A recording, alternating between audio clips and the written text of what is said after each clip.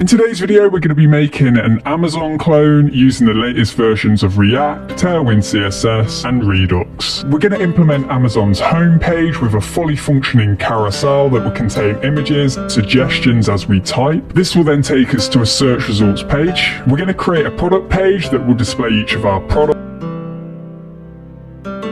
which will display all of the things the users decided to buy. To do is create a folder on the desktop, and we're going to call that Amazon clone. And I'm going to drag that into VS Code. Once that's done, I'm going to open the terminal with Command J, and we're going to use create React app to set up our React application. So the command for that is npx create-react-app, and we're going to do // and all this means is it's going to set up the React application in the current directory. Now, some of you won't be familiar with npx, and what this is a package runner tool, and this allows us to run Node.js executables that are hosted in the npm registry. So it's not the usual npm install where the packages get stored locally. So this is going to allow us to use create React app to create our React app, but we won't actually have to download it and install the package locally. So not only does this save space, but it also ensures that you get the latest version of the executable that you're running. So let's hit enter and we'll wait for that finish. It can be a couple of minutes, so I'm just going to jump to the future. Okay, so now that's all complete, let's briefly go over what create React app actually does. So like the name suggests, it creates a React app, but what it essentially does is provide a simplified environment where we can create our React application. So it does this by giving us this project structure. So we've got node modules, the public folder with our index.html, we've got the source folder with a few files in there, we've got a package.json, a readme, and we've also got the Git repo as well. It installs a few dependencies like React and React DOM, so pretty standard stuff, but it also provides these React scripts. But what these do are some handy scripts that extract some of the tasks that we might need to do with our React application, such as building for production. So these scripts use Webpack and Babel and stuff like that, and we don't have to worry about what's under the hood. So you can see that these scripts are associated with the normal npm start, build, test,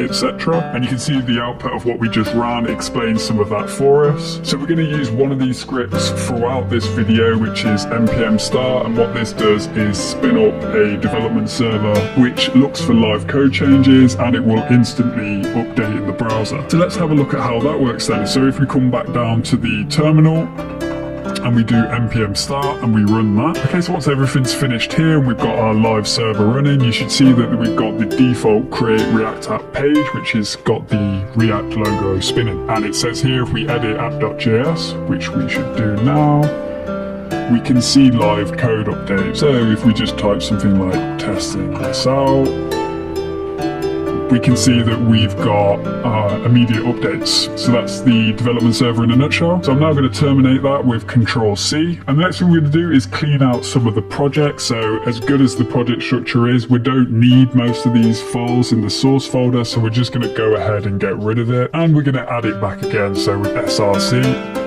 So once that's done, we're going to install one of the main dependencies we're going to use throughout this video, which is Tailwind CSS. So I've got the documentation page up right here. I'll leave a link to that in the description. So in a nutshell, Tailwind CSS is a CSS framework that we can use right in our HTML. I'm not going to go into too much detail now, as I'm going to use it throughout this video, and you'll get a very good understanding of how it works as we go along. So let's use some of the setup guides that they've provided. So I'm going to take a copy of this, and this is going to install Tailwind. So npm install, we've got this -d, which means it's going to install as a dev dependency. So if we go to our package.json, go down to dev dependencies, we've now got Tailwind CSS. So this is just the way we have to install Tailwind CSS. And then we ran npx, so npx again, Tailwind CSS init. And what this did was create this tailwind.config.js. And we're going to have to update that almost immediately. And the reason we're doing this is we need to let Tailwind know where our template files are. So let's just take a copy of everything and copy it completely over our config.js, and the next thing we're going to do is create a index.css file. So we're going to do that in the source folder, so index.css, and we're going to copy the Tailwind directives to our CSS. So let's copy them in there. And these are essentially custom Tailwind app rules that we can use in our CSS. So they basically expose Tailwind's functionality. Okay, so that's it for Tailwind. Another thing that I wanted to point out is I've got autosave enabled. And the next thing we're going to do is look at the extensions that I've got installed. So you may have noticed one already, which is the VS Code icons, which just gives you these little icons next to each of the files. It's by no means necessary, but it's just nice to have. The next extension we're going to look at is this React Redux React Native snippets for ES7. This is basically just a time saver. It's going to allow us to run some commands and we'll get code generated for us. Again, you don't need to install this, but it will just save you some time if you're following along. And the final extension that we're going to talk about is the Tailwind CSS IntelliSense now. So this is the one I'd highly recommend installing. It makes Tailwind at least 10 times better to use in VS Code if you have this extension installed. Now they're not official statistics, but I'm pretty confident about my claim. Okay, with that all done, the next thing we're going to need to do is download the zip file from Google Drive. I've left a link to this in the description. So once you've downloaded and unzipped that folder, you should see the contents that look something like this. So we've got an images folder, data folder, and an icons. So if we select all of them and we paste it into the public folder of our React app, and we're going to replace the icon that we originally had. So the new icon is going to be the Amazon logo, and then we'll revisit the data and images folder as we go along. Okay, with that step done, let's get our React app created. So I'm going to create another file, and this is going to be called app.js. So this is where we're going to use the snippet extension, and I can type ref, and I've got a few options here. I'm going to go for refce, which is going to create a React arrow function component. So we can click that and we've just got our basic skeleton of a React component. Before we can write any code, we're going to need to actually create our React app with the React framework and connect it to the DOM. So let's create another file called index.js. And I'm going to use another snippet here, which is imd, and this just gives us an import statement. And I am going to start off by importing from React DOM, and we're going to import React DOM. Next, we're going to import the component that we just created, which was app. And then we're going to import our index.css file. Now this import looks a bit different, but it's known as a side effect import, which I'm not going to go into now, but interesting to know. And we're going to start by creating our React app by defining a root. So we can do that using React DOM and use the create root function. And we're going to pass to that document get element by ID, and the ID we're going to specify is root. So this actually lives in the public folder in the index.html. You can see we've got a div with an ID of root. So this is going to be the root DOM node, and everything inside it will be managed by React DOM. So hopping back over to index.js, the next thing we're going to do is root.render, and we're going to pass in app. And this is going to tell React that we want to render our React application with app as the entry point. And let's just confirm this all works with spinning up the dev server. So we got npm start, and you can see that that succeeded. So we've now got app, and we've got our new icon as well. So everything's set up. It's not as impressive as it was before, but it will be later on. Don't worry about that. Let's just confirm that Tailwind has been installed correctly. So I'm going to jump back to app.js. Now, if this is your first time using Tailwind CSS, essentially how it works is we apply utility functions directly to the HTML. Okay, so let's do a quick demo. So if we move this onto one line, and we'll just say testing Tailwind for now. The way we specify these utility function is if we have a class, and this is where we are going to use the Tailwind IntelliSense extension. So what I'm going to do is start typing. I'm going to go BG for background. So this is where the extension comes in. So it's showing us all the possible utility functions that we could choose for the background color. So I am going to use background purple, and you can see that we've got a variety of options to choose from. So I'm going to choose 400. You can see that our div has a purple background now. So again, we've applied no CSS, we've just got the utility functions to the div. And another really nice feature of the extension is if we hover over this, we can see the original CSS that's being applied. Now, if for any reason you're not seeing this purple background, just go over the documentation that we just went through for installing Tailwind and just double check that you've got everything set up correctly. So I appreciate that was a whirlwind tour of Tailwind, but don't worry, throughout this video we're going to cover all the major features of it. Okay, so let's jump back over to app.js. So the first thing we're going to tackle is the roots for our React application. And what we're going to use for the roots in our application is React Router. So let's get that installed. I'm going to kill off the dev server again. So the command for that is npm i react-router-dom. Once that's installed, let's sort out our imports then. So again, just do imd and click enter, and we're going to install from React Router DOM. And what we're going to import is browser router, roots, and root.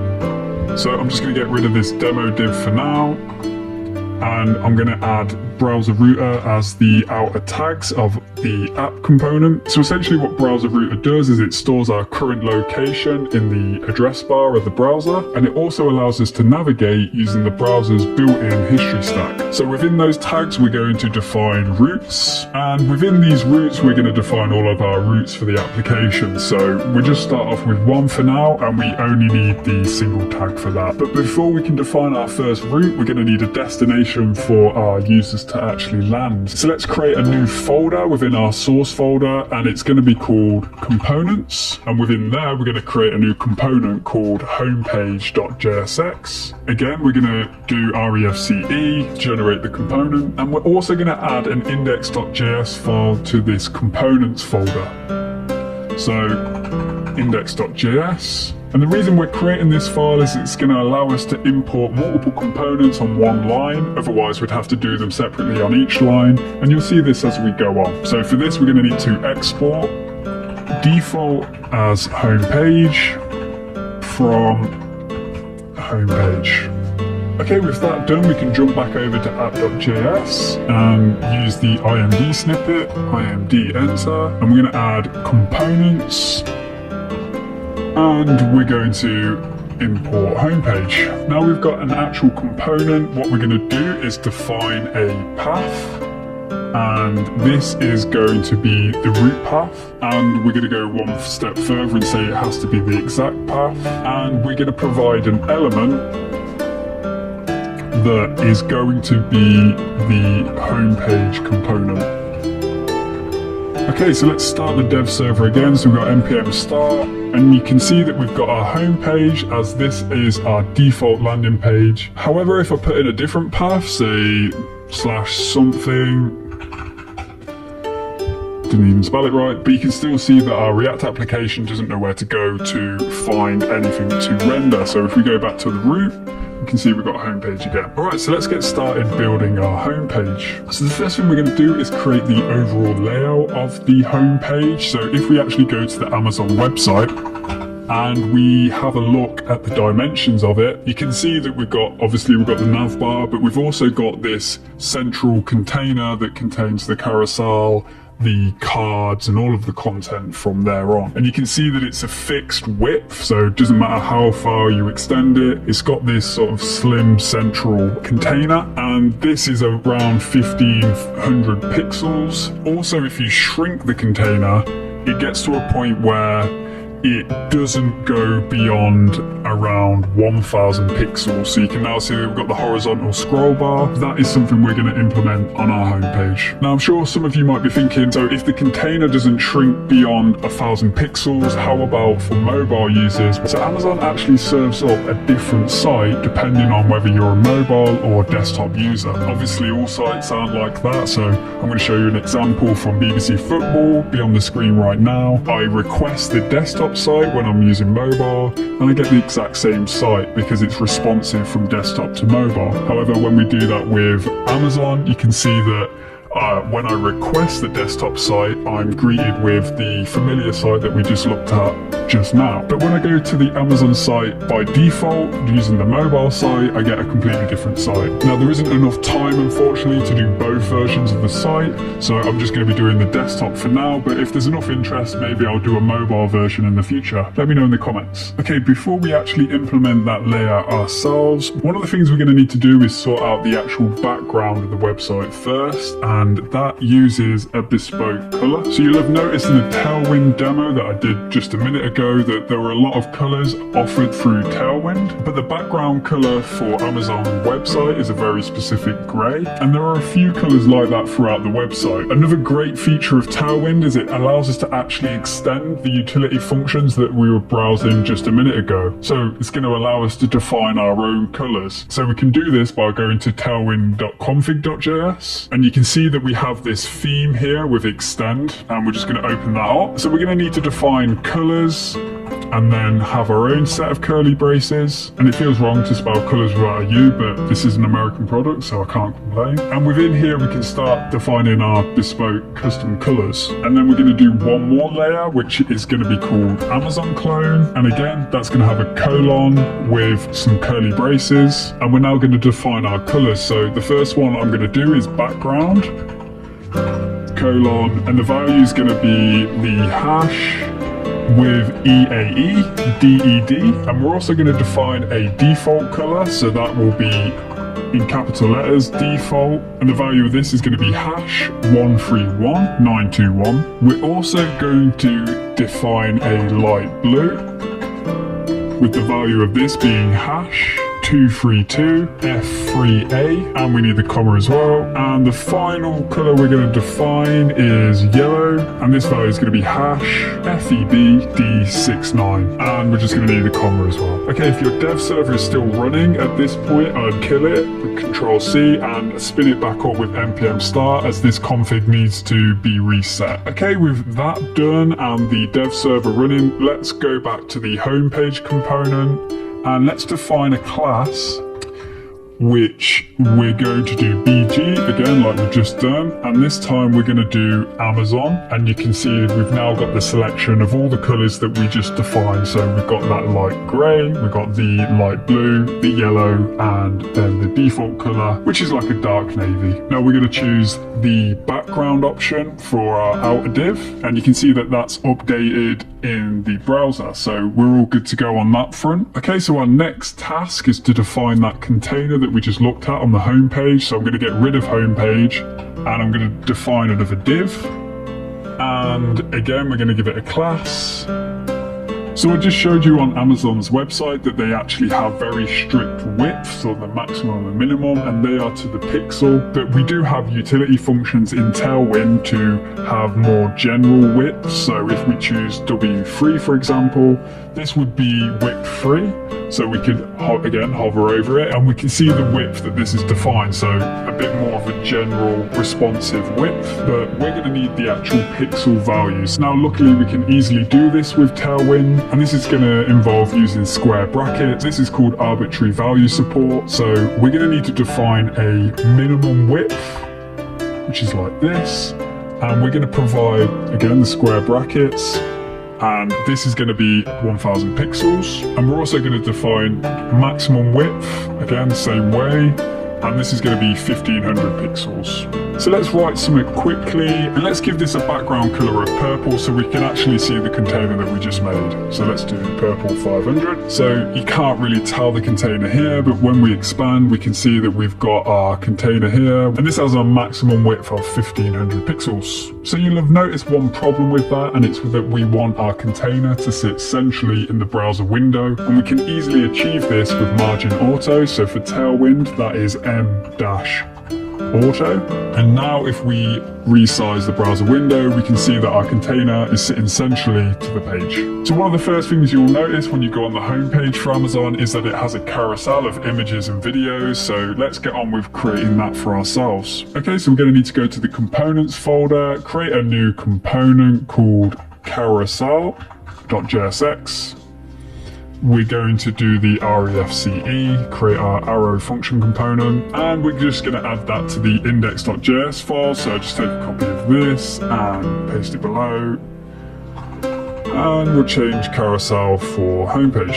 Alright, so let's quickly pop over to carousel, and I'm going to give it a class. And we're just going to have a background of blue for now.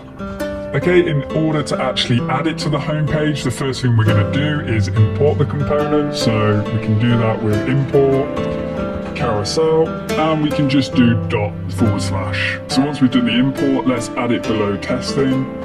And we can now see that we've got the carousel on the homepage within the container. So if we expand that, lovely stuff. Now before we start implementing the carousel, I just want to show you this bizarre thing that I found while I was researching some of this stuff. So if you go to the Amazon homepage and you're on the homepage, and if you inspect it or open up the development tools, if you scroll down to the very bottom, you'll find a dog that meows.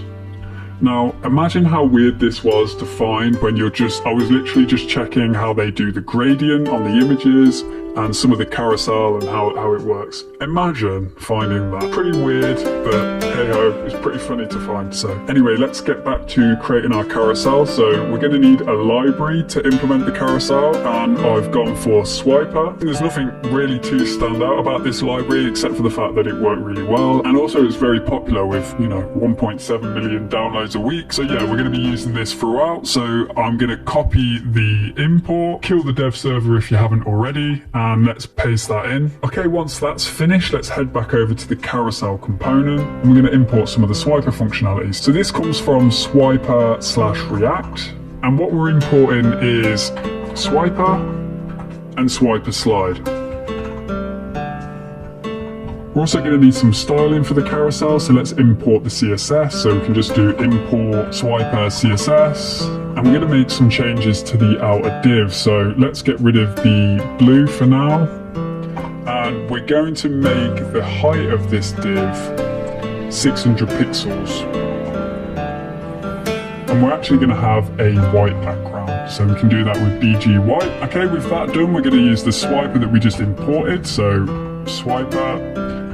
And we're going to have the closing tag as well. So these tags are going to be surrounding our carousel, so we can add some config to it. So let's do that. So the first thing we're going to add is loop. And we're going to set that to true. And what this means is that once we get to the end of all the images in our carousel, we're just going to go back around. We're going to specify that the space between each of the slides is 0. We don't want any space between them. And we're also going to add a class just to make this carousel half the height of the outer div. So we can do that with the square brackets again, just make it 50%. Okay, with the initial config in place, let's add our first Swiper slide. So this is where the images that we imported earlier are going to come in. So let's add an image, and we're going to give it a source, and the path we're going to give it is //images carousel_1.jpg. So let's kick off the dev server again with npm start. Alright, so there we have it. We've got our first image, but it doesn't really tell you a lot that this is actually a carousel. It just looks like an image, so let's work on that. Now we can quickly change that by taking a copy of the first slide, pasted it underneath, and we'll just change the carousel 1 to carousel 2. And now we can see that we actually get a second image that, again, because we've added the looping, we can loop round, and we can actually swipe it through like an actual carousel. So now it's a bit more carousel-esque. Now what you may have noticed on the Amazon website is that we also have the arrows for navigating the carousel, so we can click on the buttons, go left or right. So we're going to add that too, and we can do that by adding some more config. So if we go navigation, and we're going to set that to true, we're going to add another import for the CSS, and this is going to be Swiper CSS navigation. So another thing we're going to need to add for navigation is a module, so let's define them. So that's just with an array inside the curly brackets, and we're going to need to do another import, so let's do imd enter, and this time we're going to import from Swiper, so not Swiper React, just Swiper this time, and we're going to import navigation. Then we're going to take a copy of that, and then we're just going to place it within the array. So if you look on the browser now, we've got the arrows, but you might have to give the dev server a little restart, and once it comes back you can see that we can click on the left or right arrows and navigate between the images, so pretty good. Another feature of the carousel when you go on the Amazon homepage is that it doesn't wait for you to click through the images, it's automatically taking you through them. So let's add that feature in ourselves. So this is going to be done via something called autoplay. So once again we're going to need to import that, so we can just get that from Swiper again. And then we're just going to need to add that to the modules section again. We're then going to specify our own autoplay config. So we're going to need 2 lots of curly braces for this. And we're just going to set a delay of 4,500 for milliseconds. Okay, so if you take a look at the browser now, you can see that the images are now auto-playing with the delay that we specified. Okay, with that done, we're going to add our other images. So let's take a copy of these 2. And we'll paste it underneath, and we're going to change this 1 to a 4, and we're going to change this 2 to a 5. So we've got 1, 2, 4, 5. The reason we've missed out number 3 is we're going to add that as a video, which we're going to do in a second. But let's have a look at those images. To save time, I'm just going to skip through that. So we've got this new image here, we've got this other image, and the original one. So there's our 4 images, so it's looking good. So as I just mentioned, every now and again when you go on the Amazon homepage, they have a video for whatever they're advertising. Let's add this slide with the video. So we're going to need another swiper slide, and within that we're going to add the HTML5 video tag. Within that we're going to have a source, and that's just going to be a single tag, and we're going to define its source as ... images, and it's called carousel vid.mp4. I'm going to give that a type of video/mp4. Now this is the video, although at this point there's no way of knowing. That's because we're missing a very important attribute, and that is controls from the video tag. So you can see after I added the controls attribute, it actually looks like a video now. We can interact with it, and let's actually watch it.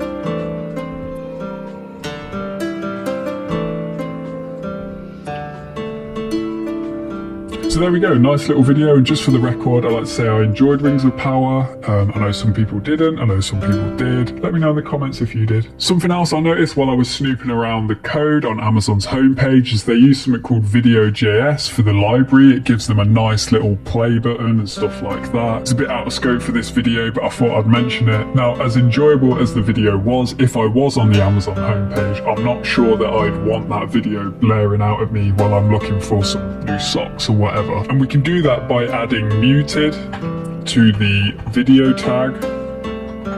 And now you can see that the control on the video player is now muted by default. So if we play it again, you can see that we don't have the orchestra in the background, that kind of thing. So again, it's just a nice little touch to our carousel. And the final thing I'm going to do is just add a class. And this is just going to add a background of black, and you can see that it just fills in some of the video. The video is a bit thinner than some of the images, and this just makes up for it. Okay, so this is looking pretty good. We've got the images and we've got the video in our carousel, but there is one thing missing from it, and that is the gradient that Amazon add. So what this does is it sits behind the cards that are on the home page, and each time that you flip the carousel, they'll have the gradient going behind it. So to achieve this gradient, we're just going to do a single div tag this time and close it straight away, and we're going to give it some classes. So first off, we're just going to specify that we want the height to be 50%, so make up the other 50%. Tailwind have gradients built into the utility function, so if we do BG and then gradient, we can specify the direction that we want the gradient to go. So we want ours to go from top to bottom, so we're going to do to B, and then we're going to specify what color we want the gradient to go from, and in doing so, this will make it go from that color to transparent. So we're going to specify from stone, and we're going to pick 900. And there you go, you can see we've got our gradient effect already, and it's looking pretty good. Okay, with the carousel looking pretty good, let's hop back over to the home page, and we're now going to start making the content that fit on the home page, so the cards and stuff like that. Okay, so you may remember from earlier, but the content on the home page is arranged in cards, and they're in a grid-like fashion. grid. And Tailwind has something built into it that also allows us to do a similar thing, but not only just make it grid-like, but it also makes it responsive too. So to get started with this, we're going to create another div, and we're going to give it a class of grid. So as I mentioned earlier, we're not making the site responsive to mobile, but we still are making it responsive. So for example, at its widest, the grids for the cards is 4 columns. However, when you shrink the browser window, it goes down to 3. So we're going to implement the same thing. And we're going to achieve that using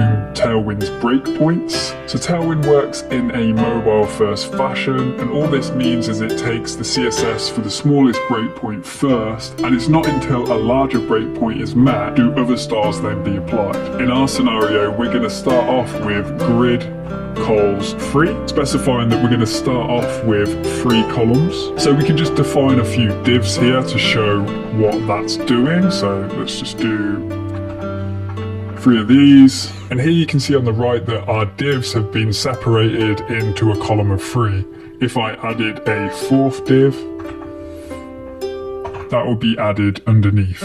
So we've got number 4 there. As I mentioned just a minute ago, we're going to want at the widest width for the browser, we want 4 columns to show. So we can specify this by using Tailwind's breakpoints. So we're going to look for the extra large breakpoint. So we can do XL followed by colon, and then we can specify grid cols 4. So by default, Tailwind is always going to be looking to apply grid cols 3 while it hasn't met the extra large breakpoint. So let's just quickly test that out. So if we go to a smaller size window, you can see that we've got 3 columns, 1, 2, 3, 4.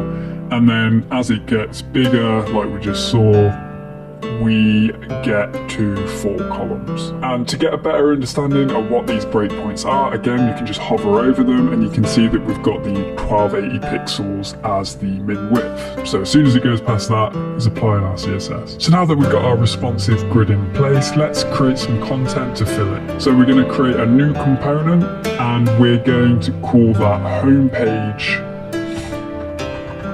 card.jsx. And again, we're going to add that to index.js, so just take a copy.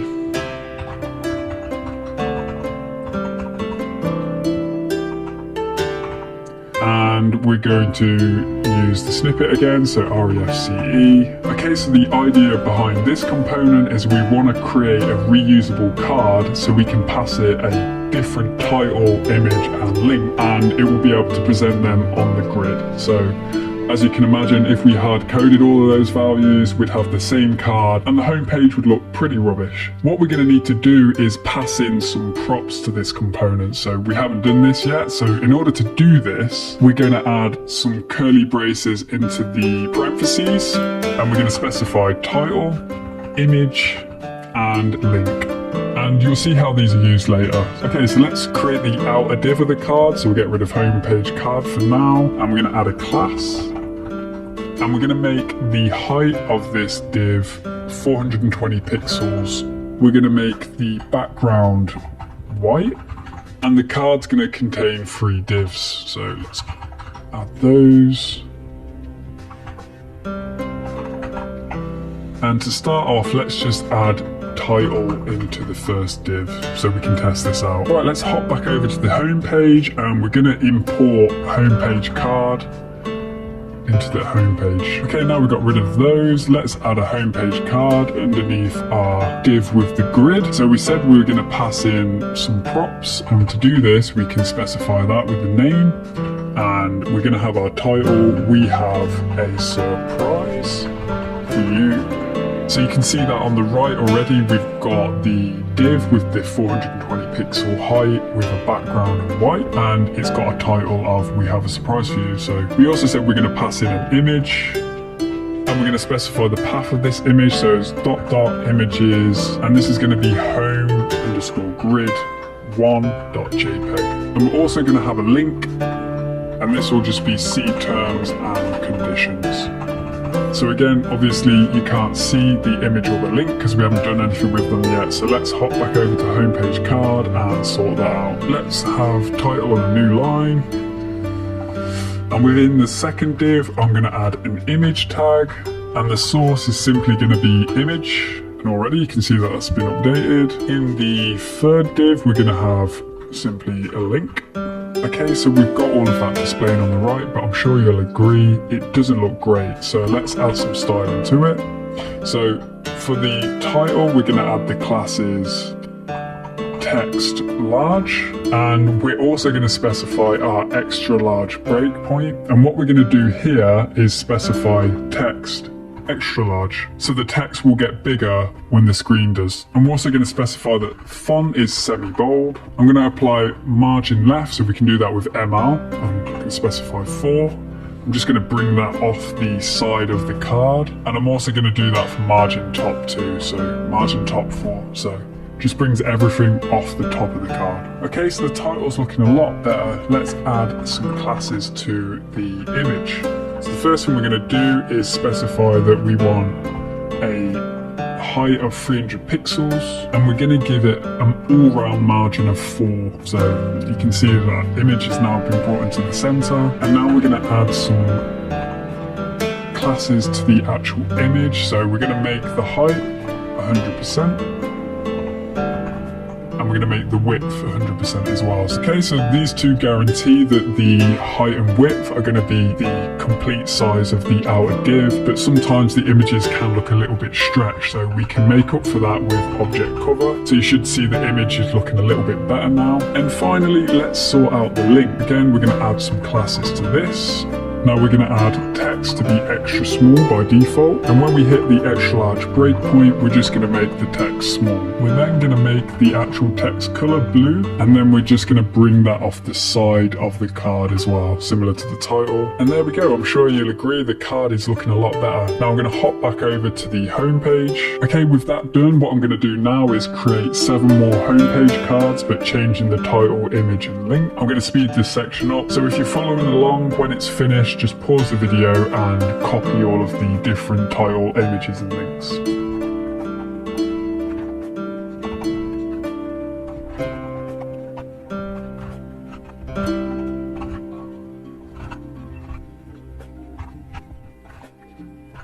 Okay, so that's all finished. So like I was saying, pause the video and make a copy of this if you're following along, and you can see the result that we've got now. So we've got all of these cards from the homepage card that we just made, and if we resize the browser, we've got the 4 cards when the browser is bigger, and then once it gets smaller, you can see the cards go to 3 columns. And also I just want to point out how great is this image. Happy dog, moody cat. Sounds about right. Now, something that's worth pointing out is that when we go to this 3 column size, we've got this gap here. So to plug this gap, we're going to have an advert, and we're going to need a div for that, and we're going to need a single image tag. Now, the source for this is going to be ... images, and it's going to be banner image 2.jpg. We've got another one coming up, don't worry. And this is the advert that's displayed. Now this looks okay, but we're going to have an issue when we expand the browser. We're still going to have this advert. So now, as you've probably guessed, Tailwind has a solution for us. So we can add a class to the image, which at the extra large breakpoint, we're going to specify hidden. And what this is going to do is hide the image when it hits the extra large breakpoint. So if we go to the extra large breakpoint, which we are now, and I'm scrolling down, I can't see the image. And if I go over to the breakpoint with 3 columns, we've now got the advert, which is filling the gap. So it's a perfect little solution. And we're just going to make this advert look a little better. So let's add some classes to the outer div, and we're just going to say that we want an overall margin of 3. And we're going to add some padding, which we haven't done yet, but you can use padding with P, and we're going to specify padding top. So PT, and we're going to do 8. And that's just going to make the advert look a little bit more normal amongst the usual cards that we have. So I'm sure some of you have noticed that we have a problem with the homepage, and that is the fact that our cards sit directly below the gradient. And it wasn't too long ago that I mentioned that we want the cards to sit over the top of the gradient. Now, don't worry, I've got a solution for this, and that is to add some negative margin top to the div. So that will drag it up and it will sit on top of the gradient. Okay, so that's better because it's sitting on top of the gradient, but we do have a couple more problems. And the first one is the fact that the cards is being cut off by the images, so we can't see the top of the cards. So let's sort that out. If we hop over to the homepage card, and what we're going to do is add a z-index of 30, and what this does is force the cards to sit on top of the images. So you can now see the top of the cards where we couldn't before. And we're also going to add a margin for all of the cards of 3. And now we can solve the other problem of being able to see the gradient behind it. So I'm sure you'll agree that is looking a lot better. Now if you visit Amazon's homepage, you'll notice that they don't just have a grid of cards like we do now. They have all shapes and sizes of cards, and they have other content as well, which as you scroll is endlessly generating content, which obviously is outside the scope of this video, but we are going to add some more content to the homepage right now. And this will involve adding carousels for some products and some categories. So let's start with a carousel for the categories. Let's go to component, and we're going to make a new component called carousel category.jsx. And you guessed it, we're going to add that to index.js.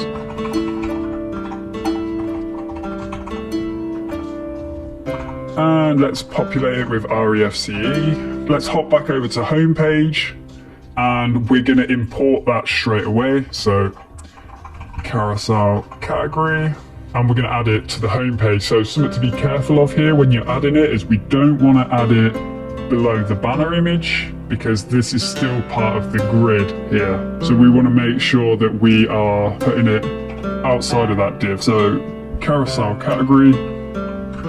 And if we scroll down, we can see it right in the bottom left. Okay, so let's add some functionality to carousel categories. So we'll hop back over there, and we're going to be using the same carousel that we used in our main carousel. So if we head back over to carousel, I'm just going to take the imports, just save writing them all out again, and I'm going to paste these over the default React import. So for this carousel, just because we're displaying the categories, we don't need autoplay, as we're going to want the user to actually scroll through. And the background we're going to apply is going to be similar to the other cards, which is white, so it follows the same theme. And we can get started by adding the outer swiper tags. So we're going to add some config like we did last time, but we're going to introduce a new one, which is going to be slides per view. So that defaulted to 1 last time, but we're going to have 5 slides per view this time. We're going to have the space between each of them 10. We're also going to enable navigation, and obviously that means we're going to add the modules again. Okay, so with that done, that's all the config we're going to need. Let's add our first swiper slide. We're going to add an image, and the path is going to be ... images / category _0.jpg. And if we scroll down, we can see we've got our carousel with one of the categories, which is all deals. So we're going to need another 5 of those. So I'm just going to take a copy of that and paste that 5 times. Just sort some of that formatting out. The category images go from 0 to 5, so just update those accordingly. And just quickly do a little refresh.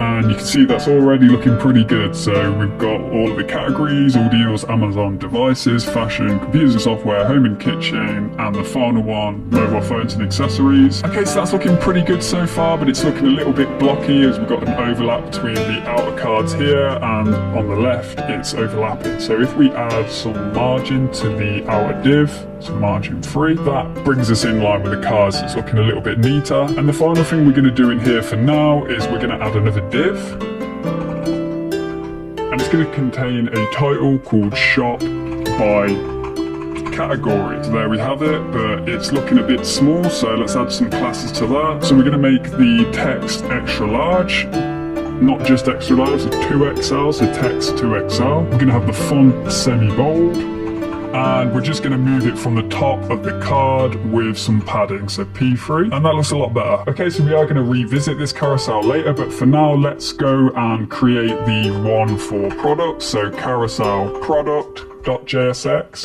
then we'll add it to index.js,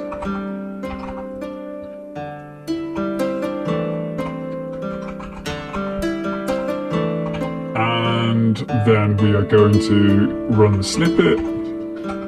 And once again, we're just going to add it to the homepage straight away so we can see what is going on. So carousel product. And we're just going to add that directly above the carousel for the category. Okay, so there it is appearing. Let's fill out the content of the carousel. Now again, let's go to carousel category and we're going to copy the imports. And we'll overwrite the default React import. And this time we'll head back over to carousel category and we're just going to take a copy of the swiper tag with the config too, because it's going to be pretty similar. So let's paste that in. We also have the outer tag too. It's going to be similar, but we are going to make a slight adjustment. So we're going to have 7 slides per view for this carousel. Now for this carousel, we're going to take a slightly different approach and we're going to generate our swiper slides using an array. And we're going to specify array.from with some parentheses, and we'll move that to a new line. We're then going to specify some curly braces, and we're going to specify a length of 9. Come outside the curly braces. We're then going to have another set of parentheses with an underscore and I, which is going to keep track of the number of iterations we're going through. We'll have the arrow syntax, and then on a new line, we're going to introduce swiper slide like we have done. And what this is essentially saying is run this 9 times and give us 9 swiper slides. And in order to keep track of this array of swiper slides, React needs to know a key. So to the outer tag of whatever we're generating in this, we're going to add key, curly braces, and that's just going to be I. That way, if React has to update, delete, or anything like that, it knows where it is in the array. Otherwise, it wouldn't be able to perform that operation. Now, what this is going to allow us to do is we can have another image, but this time we are going to have a source. However, there's going to be a slight difference with this one. Instead of doing the double quotes, we're going to do the backtick, and you'll see why in a second. It's going to start off as normal, so images / product. We're going to do an underscore, and then we're going to use the $ curly braces, and we're going to finish that off with another underscore and then small.jpg. And what we're going to put in the curly braces, you can see the syntax highlighting in VS Code. It knows that we want some sort of variable to pass in. So these are basically template strings that allow us to pass in a variable to a string. And what this is going to do is generate a slide for each iteration of the array. So obviously the first one will be 0, so product 0, small, etc. We couldn't use this approach for carousel category, and that will become clear when we go back to it later on. So if we scroll down to the browser, we can see that we do actually have our carousel. We've got the images and we can navigate too. So it's not looking too bad, but you can see that it's not following the format that we've laid out for the content on the home page. So we're going to give this a background of white, and we're also going to add the same margin as well to bring it in line with everything else. Okay, so now everything's in line on the home page, and we're also going to add a title to the product carousel too. So add another div, and this one's going to be simply best sellers. Similarly, we will add a class name. We're going to have the same size text as the category carousel, and this is also going to be font semi-bold, and we're going to have the similar padding as well. So I think you'll agree they're both looking pretty good. Again, we're going to revisit this carousel too later on and add some more functionality to it, but let's just pop back over to the home page, and we're going to add one final thing before we move on. The final thing we're going to add is just a banner image. Again, it's just going to mix up the content on the home page that we're going to have, similar to the website, but we're going to add another div, and within that div we're going to add another image tag with a source, and it's going to be a path of ..images and / banner image.jpg. So if we scroll down, we can see we've now got our banner image, but it's looking massive. So let's sort some of the styling out for this. So we're going to add classes to the outer div, and we're just going to give that an overall height of 200 pixels. So again, square brackets syntax for that. And on the image tag, we're going to add a class to this, and we're going to say we want the height to be 100%. So again, square brackets. We want it to be 100% of our outer div. It's looking a little bit more like it fits in at the minute, but we would like that to be centralized to our container not off to the left. So we can do that with M Auto for margin auto, and that's looking a lot better now. So we've got a bit of a variety of content on our homepage now. Okay, so I hope you'll agree that it's looking pretty good right now, the homepage is, but the elephant in the room is that we don't have a navigation bar yet. So let's crack on with making that. So if we go to the components folder, we're going to add a new file, and that is going to be navbar.jsx. Once again, we're going to add this to index.js.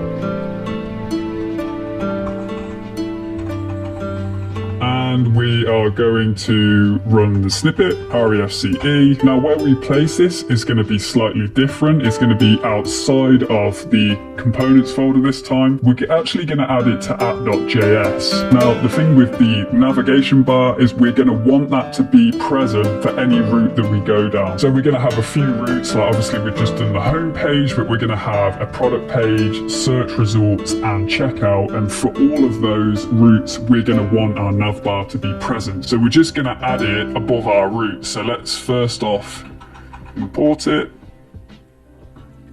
and then we're going to add the tag just above routes.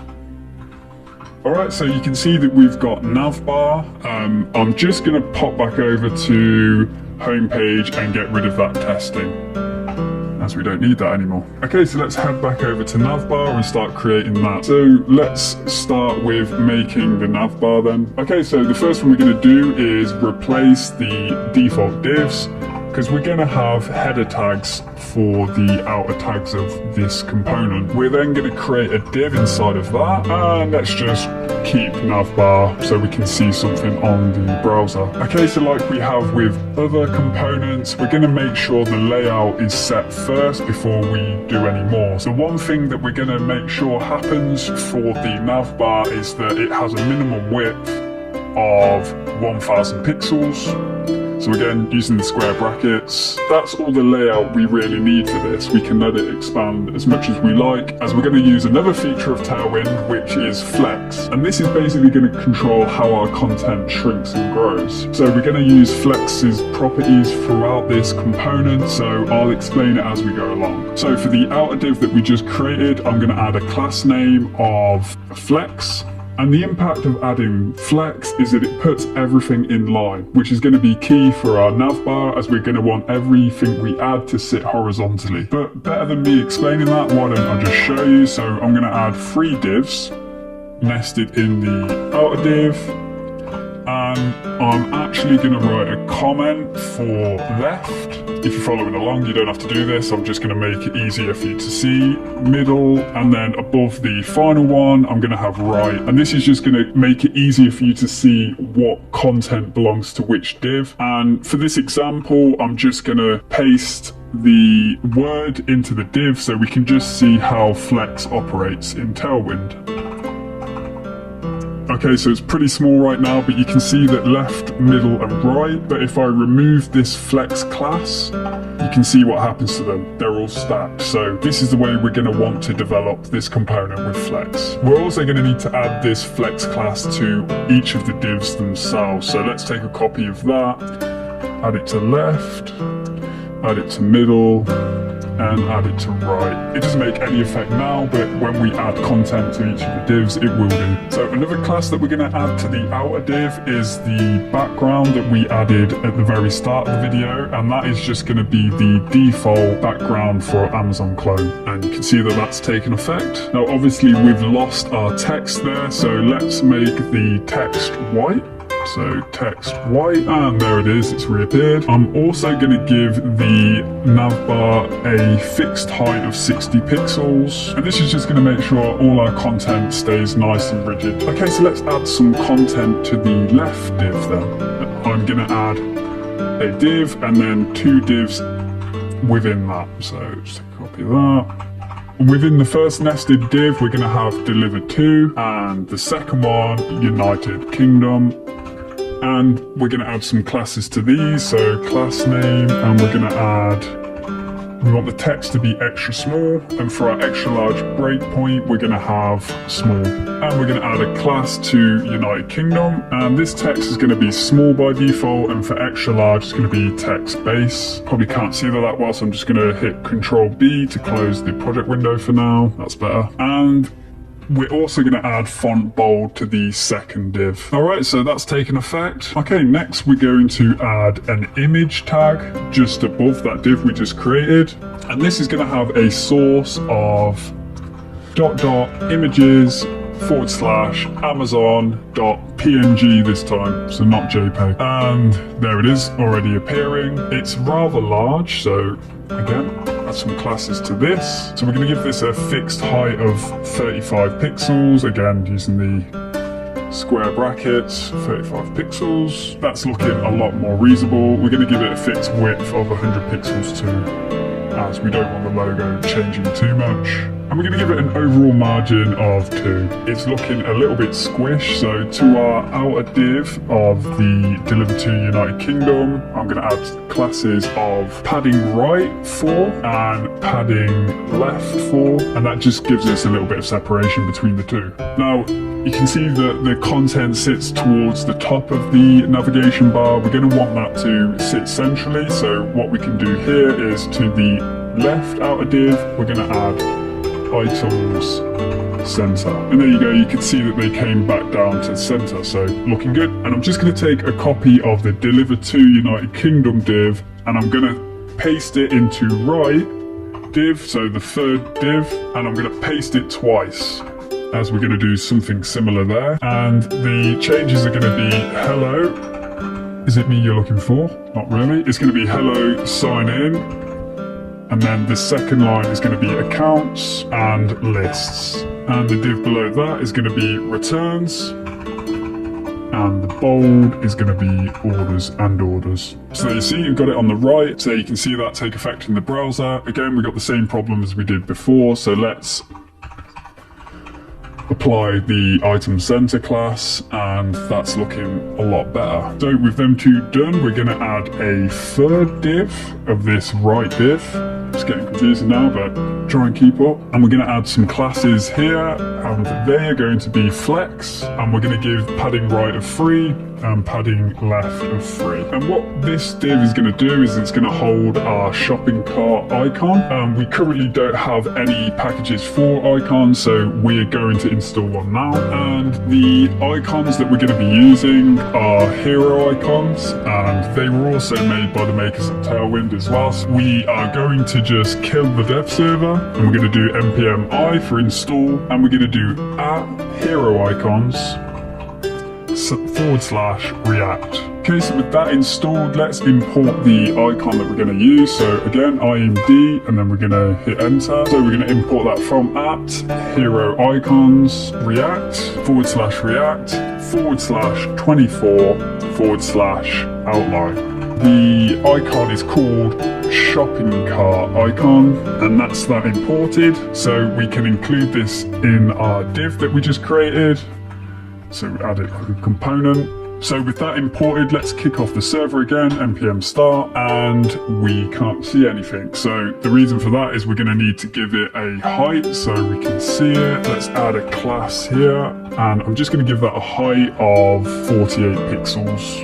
And as if by magic, it appears. Okay, so that's not a bad start, but we'll just add another div underneath that, and we're just going to have cart to symbolise that it's a shopping cart. In Britain, we'd normally call them shopping baskets, but most of my subscribers are from the USA and India, so shopping cart it is. Alright, so that's been added, but it doesn't look great. Let's find a way of styling that so it looks a bit better. I'm going to add some classes to this. And the first thing we're going to do is add some margin top of 7, and that has an immediate effect of bringing it to the bottom of the nav bar. We're then going to specify the size of it, so we're going to go with text extra small, and then for our extra large breakpoint, we're going to have text small. And we're also going to have font bold. Okay, so that's already looking a lot better. I think we could probably do with a bit of margin around the right div, so add margin 4, separate everything, and also for the left div we will add the same margin 4 to that to make everything just a little bit more spread out. Okay, with that done, let's address this middle div here, which will come as no surprise, and it's going to be the search box. And for that we're going to add a new component, so Command B if you're using Mac to open the Explorer, and you know the drill, we're going to add a search.jsx component in the components folder. We're going to add that to index.js. And we're going to run the snippet refcd. Okay, with that done, we're immediately going to import that into the navbar component. So imd enter, and we're going to import from /, and we are going to import search. And obviously this is going to go into the middle div, and you can see that's appearing right now. Okay, so now that that's done, we are going to add another feature of Tailwind's Flex, and this middle div is going to be different to the left and right. So what we're going to specify for this div is that it's going to have the grow class. And basically all grow does is it allows this div to be as big as it possibly can. So I think it's pretty easy to see what's happened here. So search is now taking up the whole of this gap, and our left and right divs have been shifted over. We're also going to add a tag of relative, and we're also just going to make sure that anything we put in there sits in the middle of the navbar. Okay, so let's head back over to search and start filling out some of this functionality. And the very first thing we're going to do here is give the div a width of 100%. And we'll get rid of search for now. We're going to add another div, and we're going to add a single input tag. Now we can see that's appeared on the right. I mean, doesn't look very impressive at the minute, but at least it's a search box. So let's change that then. So we're going to add some classes to the outer div, and we're going to specify flex, item center, and we're also going to do the same thing on the input tag too. We're also going to make the height of the input box 100%. We're actually going to make the left corner rounded. You'll see why in a minute, why I just did left. We're going to make any of the text that we want in the text box to be black, and I'm just going to shut the Explorer panel so you can see that better. And we're just also going to give the input box a type of text. It's still not quite looking any better yet, but it will do in a second. The next thing we're going to do is add a button, and this is the reason why we've only rounded the corners on one side. And within this button, we're going to have another icon. So let's get rid of the React import, and we'll do the IMD snippet, and it's going to be coming from the same place as the shopping cart. So hero icons, React 24 outline, semicolon, and this one is going to be called magnifying glass icon, and I'm going to put that right in the middle of the button tags. So again, single tag. So we're just going to give the button a width of 45 pixels, square brackets again. So it's appeared now, but it's still not looking great. So let's give this a height of 27 pixels. Okay, so that's looking a little better. Next, we're going to move on to a drop down, and we can define one of these with some select tags, and if we define various options within that, that will serve as our drop down, and we're going to use that to define a category that we're going to be searching for. So for the first one, we're going to have all. I'm just going to paste this another 6 more times. So the first category being all, the second one is deals, the third is Amazon, the fourth is fashion, the fifth is computers, the sixth is home, and the final one is mobile. So that pretty much just relates to the carousel category that we made earlier on. So if we now click on this, you can see we've got these options to pick from, but still not looking great. So let's sort this styling out. So to this outer div, I'm just going to give this a height of 10. And I'm going to give it a background of Amazon clone yellow. So this will eventually just show for the button pretty much, and we're going to have the whole thing to be rounded. Let's pay our attention back to the magnifying glass icon. So we want that to be central, so we'll just add auto, and it would look a lot better if the icon was in black. So we can use stroke-slate. I'm going to pick 900. So that's looking a lot better. Next, let's sort out the styling for the drop down. So on the select tag, we're going to add some classes. I'm going to give it a bit more padding, so P-2. We're going to give it a different background color because it sort of blends into the search box. So BG Gray 300. And obviously we want the text to be black. And we're just going to add a border to remove some of that yellow that was peeping through. And the final thing is just to make the text a little bit smaller. So we're going to have text extra small, and for our extra large breakpoint, we're going to have text small. Now, I'm sure you might be thinking, okay, it's looking a lot better, but it's still not great. And the reason for that is I left this bit of styling till last, so we could have another example of what grow does in terms of flex. So I'm going to add grow to the input box, and we'll see that this will now take up the majority of the space. Okay, with that looking better, we're going to head back over to the navbar, and the final thing we're going to add is another div at the end of the one we already had in place. And once again, we want all of these things we're adding to be in line, so we're going to add a class of flex, and we're going to add a div that's going to have today's deals inside it. And we've got that appearing already. Now we're going to give this a new background of light blue, the one we defined earlier, and also obviously text white so it stands out. Okay, so that's looking better. We're going to take a copy of this div and we're going to paste it 4 times, and we're going to change these. So the first one is going to be customer service, the second registry, third we're going to change to gift cards, and the final one to Sal. We can see they're all sitting in line, but they need a bit of work to them. So we can add some space between these with a new attribute we haven't seen yet. So we can do space x3, and they all have space between them. And we're just going to specify the size. We're going to go with text extra small again, and for the extra large, text small. And we're going to give it a bit of padding too. So I'm going to do an overall of P2, and just going to override that slightly with the left PL of 6, just to take today's deals off the side of the page. Okay, so that's starting to take shape. We're going to revisit these components later on when we're adding some more functionality, but now let's add some navigation to our site. So we're going to head back over to app.js, and you remember that we added the default route for homepage, and we're now going to add another 3 routes. Like I mentioned earlier, that's for product page, search results, and the checkout. But we're going to need components for all of those for the element section. So let's create those 3 now. So the first one will be product page .jsx. The second one is going to be search results .jsx, and the final component is going to be checkout.jsx. And we'll just do this in bulk so it's easier, and we're going to need to add all 3 of these. So just copy that 3 times. First, take us checkout. Second, product page. And the final one is a little bit easier because we've already got the search, so we'll just add search results.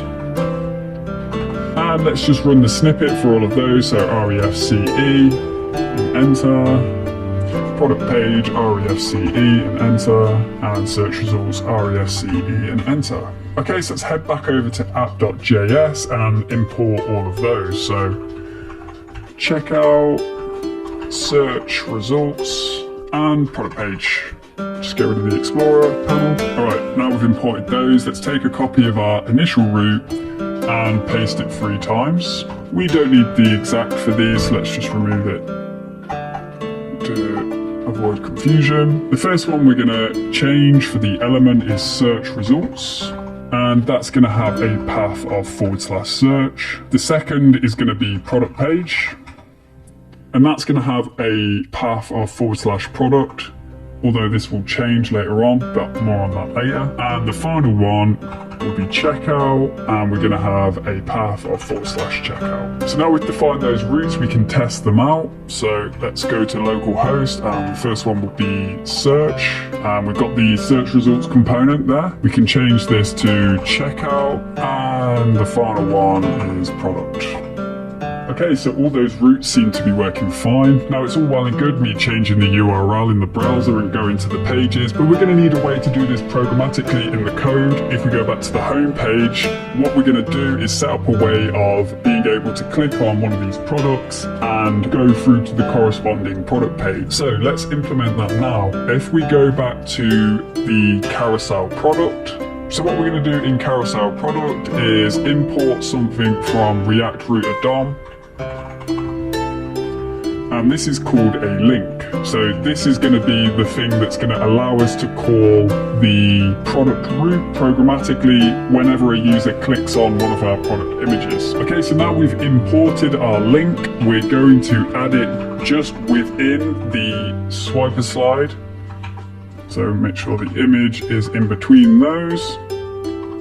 And essentially what this is going to do is it's going to allow us to define a route within the opening link tag, and we're going to use 2 with the curly braces, and with backticks, don't use the double quotes or it's not going to work. And we're going to specify a route of product, which we've already defined. And what this will allow us to do is when the user clicks on the product image, it's going to be taken to the product route, the one we just went to in the browser. So let's give that a go then. So you can now see that we've got the cursor pointer, which shows that we can click on it. So if we go on the Guinness Book of World Records, we get to product page, which is what we defined here. So we've now got a way of programmatically navigating through the routes of our React application. Another thing to point out, if we click on the back button, we go back to the home page. So this was going back to the browser router tag that we included earlier on. Now earlier on I mentioned that this product route is going to be slightly different to the others, and that's because we're going to pass in the ID. Now the reason we're going to do this is that ID is going to be used to identify which product we're clicking on, and we're going to use that ID to gather the details for that product specifically. So this looks something like this. So obviously we're using the template string, so we can do $curly braces, and we're going to pass in I.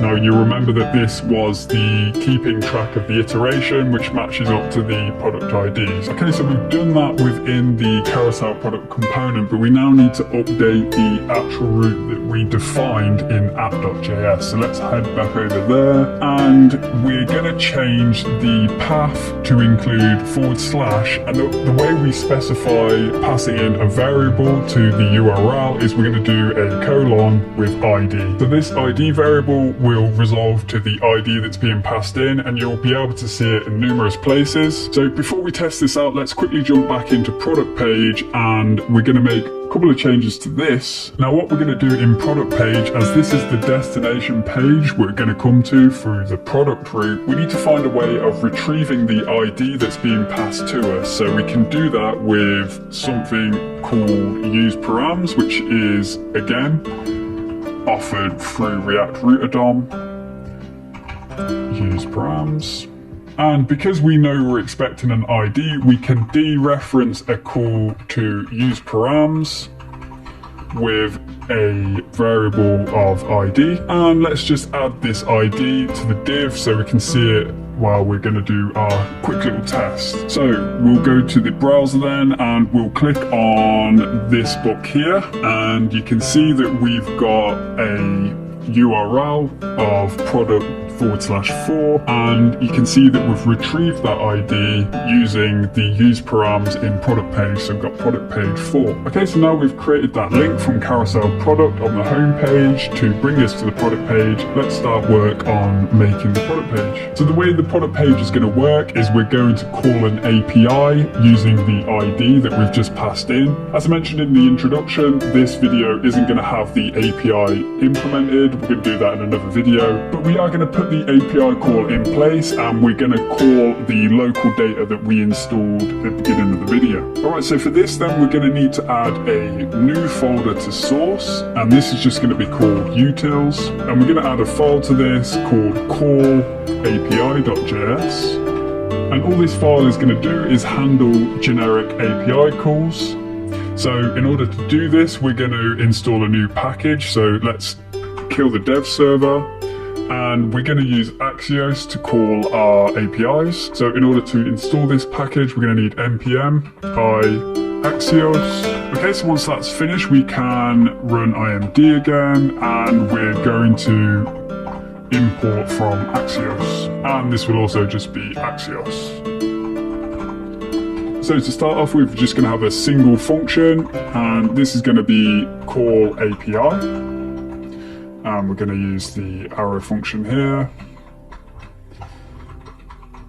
And one thing of note is that we're going to call this function asynchronously. So let's add the async keyword there. So this function is just going to take in a path or resource of the API being called. So let's just call the parameter resource. What we're going to return is data with the curly braces for destructuring it, and we're going to use the await keyword as this is going to be asynchronous, and we're going to use axios.get. Now the get function takes in two parameters, which is going to be the URL and some config. Now we've already got the resource name, but we're also going to need to have the path of the server as well. So as again we're not implementing the backend, I'm going to define a constant, and this is just going to point to the local data file. So to define this, we're going to create a new file in utils, and this is just going to be called constants.js, and this is just going to have, so we're going to export a const called base URL. For this video we're simply going to have ... which is going to point at this data folder. So if we head back over to call API, okay, so let's import that constant then, so imd enter.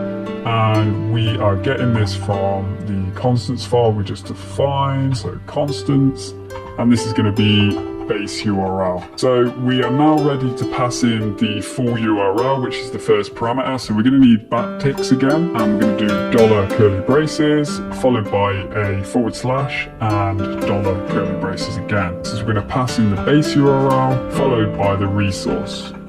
And that will make up the complete URL path for the API that we're trying to call. The second parameter is config, and we can define that just above with a config object. And all we're passing into the config for now is some headers. So let's define those, and these are literally just going to be two key value pairs. The first one being content type, like so, and the second one being accept, and they both take a value of application /JSON, so copy that to the next one, and we are going to pass that as config. We will then return the data from this function. So we now have our generic function call. Okay, so let's jump back to product page. Now before we call the API, we're going to need an object in this component that's going to store all of the product information that gets returned from the API. And to do this in React, we're going to use the useState hook. So let's import that from React. So imd enter, and we already know we're importing from React, and this is called useState. So like I just mentioned, this is going to allow us to add a state variable to our component, and how this works is it's going to return two things in an array. So it looks something like this. It's going to return product, so this is the name of our state, and then we also get a set function too, so that would be called set product.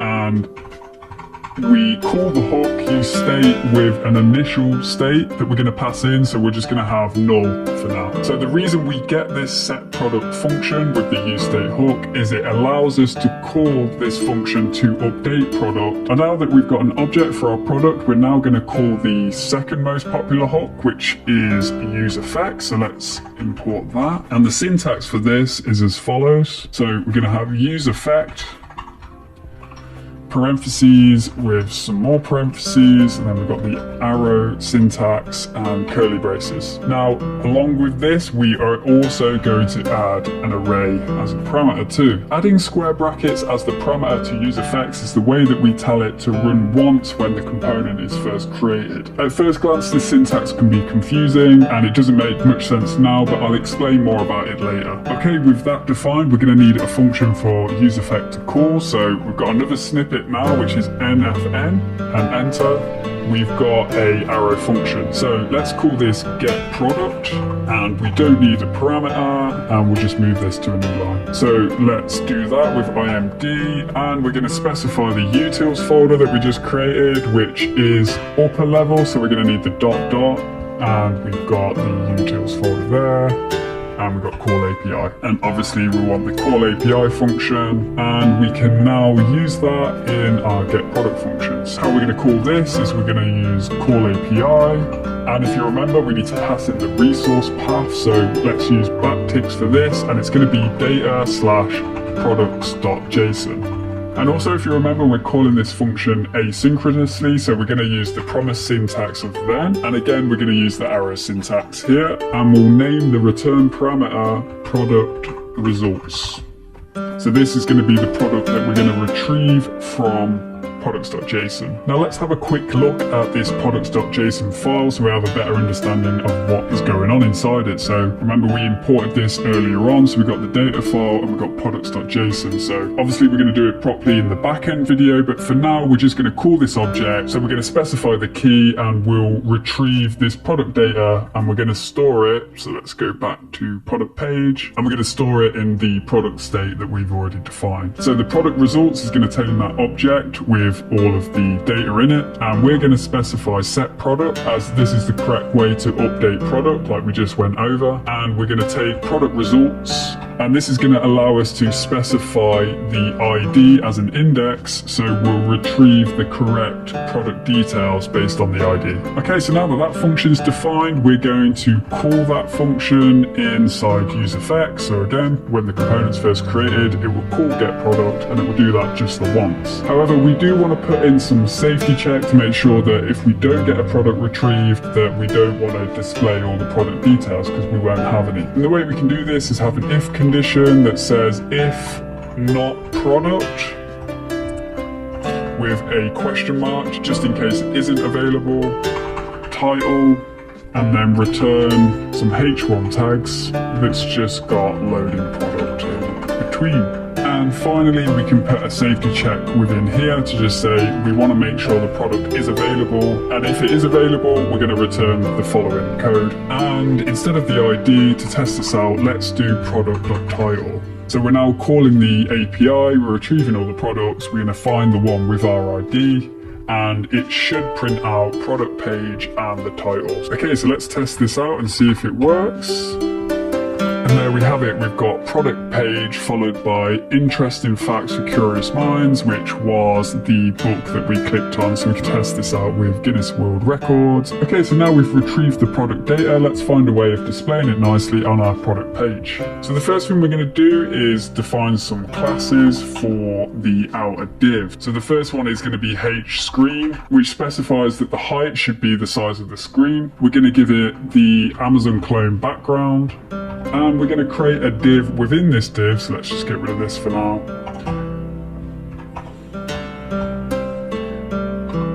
And this is going to act as our container. So we're going to use the same constraints for this container as the one on the home page, so let's give these classes of min width, which was 1000 pixels, and max width, which was 1500. And we're also going to want to center that as well, so we're going to have mauto too. And just so we can see what this looks like, let's add a background of orange, which we'll see when we get some content. So let's sort out the structure of the container. We're going to have a div, and what this div is going to do is it's going to act as another grid. And this grid is going to have 10 columns. But we're going to divide this grid into 3 lots. So we're going to have 3 nested divs. So 1, 2, 3. And I'm just going to pop a comment in as well for left, middle, and right. So the left div is going to take up 3 columns. You can specify that, col span 3. And let's just give it a blue background for now. The middle div is going to take up 5 columns, col span 5, and we'll just make that pink for now so we can see it. And the right div is going to take up the remaining 2 columns, so col span 2, and we'll just make that green so we can see that. So if I add something into the left div, like testing, you can now see that the page has been divided into the grid just like we specified, and if I maximize it, you can see that we have our container. Alright, so let's fill out some details then. In the left column, I'm going to add an image, and for the source, we're going to specify with backticks, we're going to have the dollar in curly braces, and we're going to specify product.image. And then already you can see we've got our Guinness World Records book. So this could do with a bit of work, so let's just add some padding, so P8. We're going to make the column rounded. We're actually going to have a background of white. And it would be nice to have a bit of separation between all of the columns, and we can do that with gap 2. So now we can see the orange poking through, which was the background of the outer div. And the final thing we just want to do is make sure the image is always centered. So let's just add M-Auto. Okay, so the middle column is going to be split up into 2 divs, so let's define those. So this first div is going to contain the bulk of the product details, and we're actually going to make a new component for this because we're going to reuse this throughout our Amazon clone. So let's head back over to our components folder, and we're going to add product details.jsx. Once again, we're going to add that to index.js.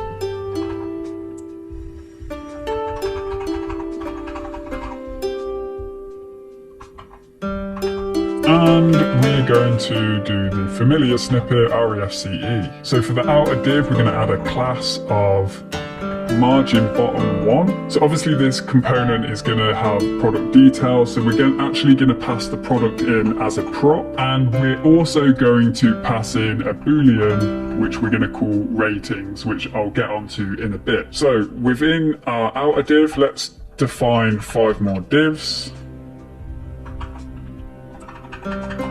And these are simply going to contain product details. So the first one will be product.title, copy this into the rest. The second is going to be brand. The third is going to be average rating. The fourth is going to be attribute. And the final is going to be badge. Now let's hop back over to product page, and we're going to import this component, ind enter, and we just need the dot dash, and we're going to import product details. So now we've imported that, I'm just going to close the panel. If we head down to our first div in the middle column, let's add product details, remembering that we are passing in the product as a prop. So product. And we are also specifying ratings boolean, which we don't really need in a minute, but we'll just pass it in. And in the browser we can see that we have our product details component displaying some of the product details. So we've got the title, the brand, the ratings, the attribute, and the badge. Okay, so the product details are showing, but they could look a bit better. Before we go back to product details, let's just make some changes to the middle column. So I'm going to give it some padding, so P4. I'm also going to make this column rounded. I'm going to give it its proper background of white. I'm going to introduce a new Tailwind feature, which is divide, and that's divide Y. And this is going to give us this nice little divider here, and we're just going to specify the color of it, so grey 400 is what we're going to have. Just a nice way of separating the content, and we're just going to add one class to the product details div with margin bottom 3, just a bit of separation between the two. Okay, so let's jump back to product details and sort the styling out for this. Let's add some classes to the title. So first off, we're going to define the size of it. So we've got text extra large, and then we've got the breakpoint of extra large, which is going to be text 2XR. We've got the font to be medium. We're going to give it some margin bottom of 1. So for the next two, we can copy this and then make some slight tweaks to it. And the tweaks will be the size, so we're going to have small, and then for extra large we're going to have base. Just take a copy of that. And we'll take another copy for product attribute. And this will be extra small. And for the extra large, and small. In terms of the font weights for the following 3, we don't actually need font medium for these two, just get rid of that. And we're going to make the attribute font bold. Okay, so this is looking pretty good already, but we're going to jazz it up even more by adding another component. So let's go to the components folder, add a new file, and this is going to be product badge.jsx. With the usual scenario, we're going to add it to index.js.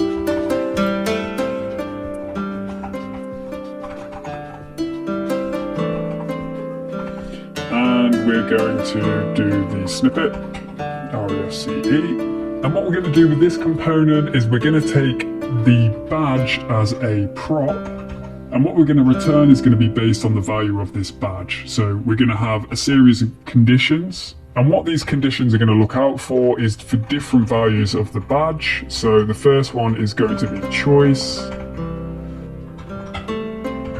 The second is going to be seller. The third one is going to be limited. And if it doesn't match any of those, we're going to just return an empty div. So we're going to need a return value for each of the conditions. Let's just copy this div in, but we're actually going to be returning spans. So let's copy that to the other conditions. So the first is going to say Amazon's choice.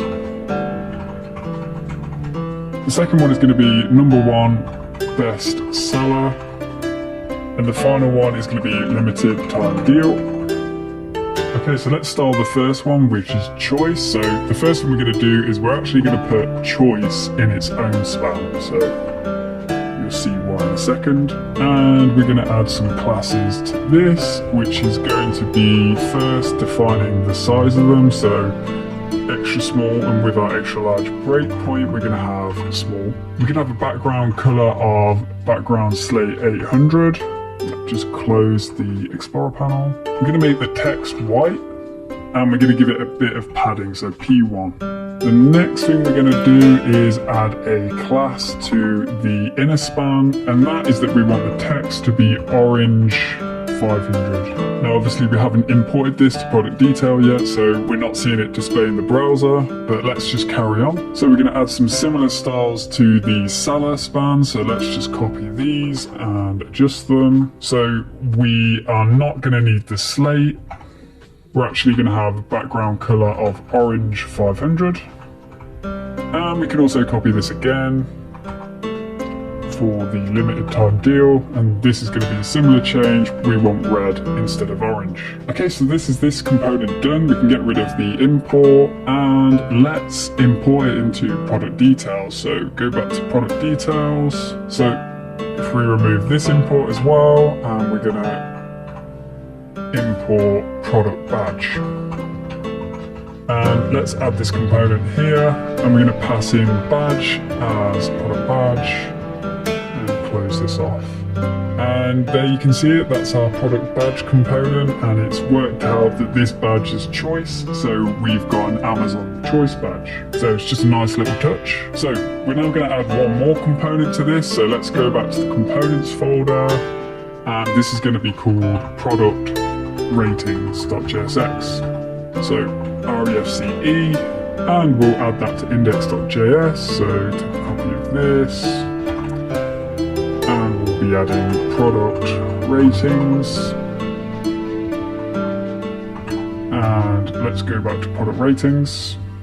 Okay, so for product ratings we're going to pass in some props, and we're doing this in the slightly older way than destructuring them in the parentheses, but there's a reason for that, and you'll see coming up. So we're going to extract some of those props, so we're going to have star number, and that is going to be the average rating that we're passing in.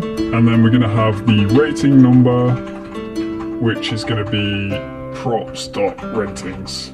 So you've probably guessed that we're going to give the rating in this component, and you've just had a clue that we're also going to give a number of stars from this component too. So we're going to need to import the star icon. So IMD enter.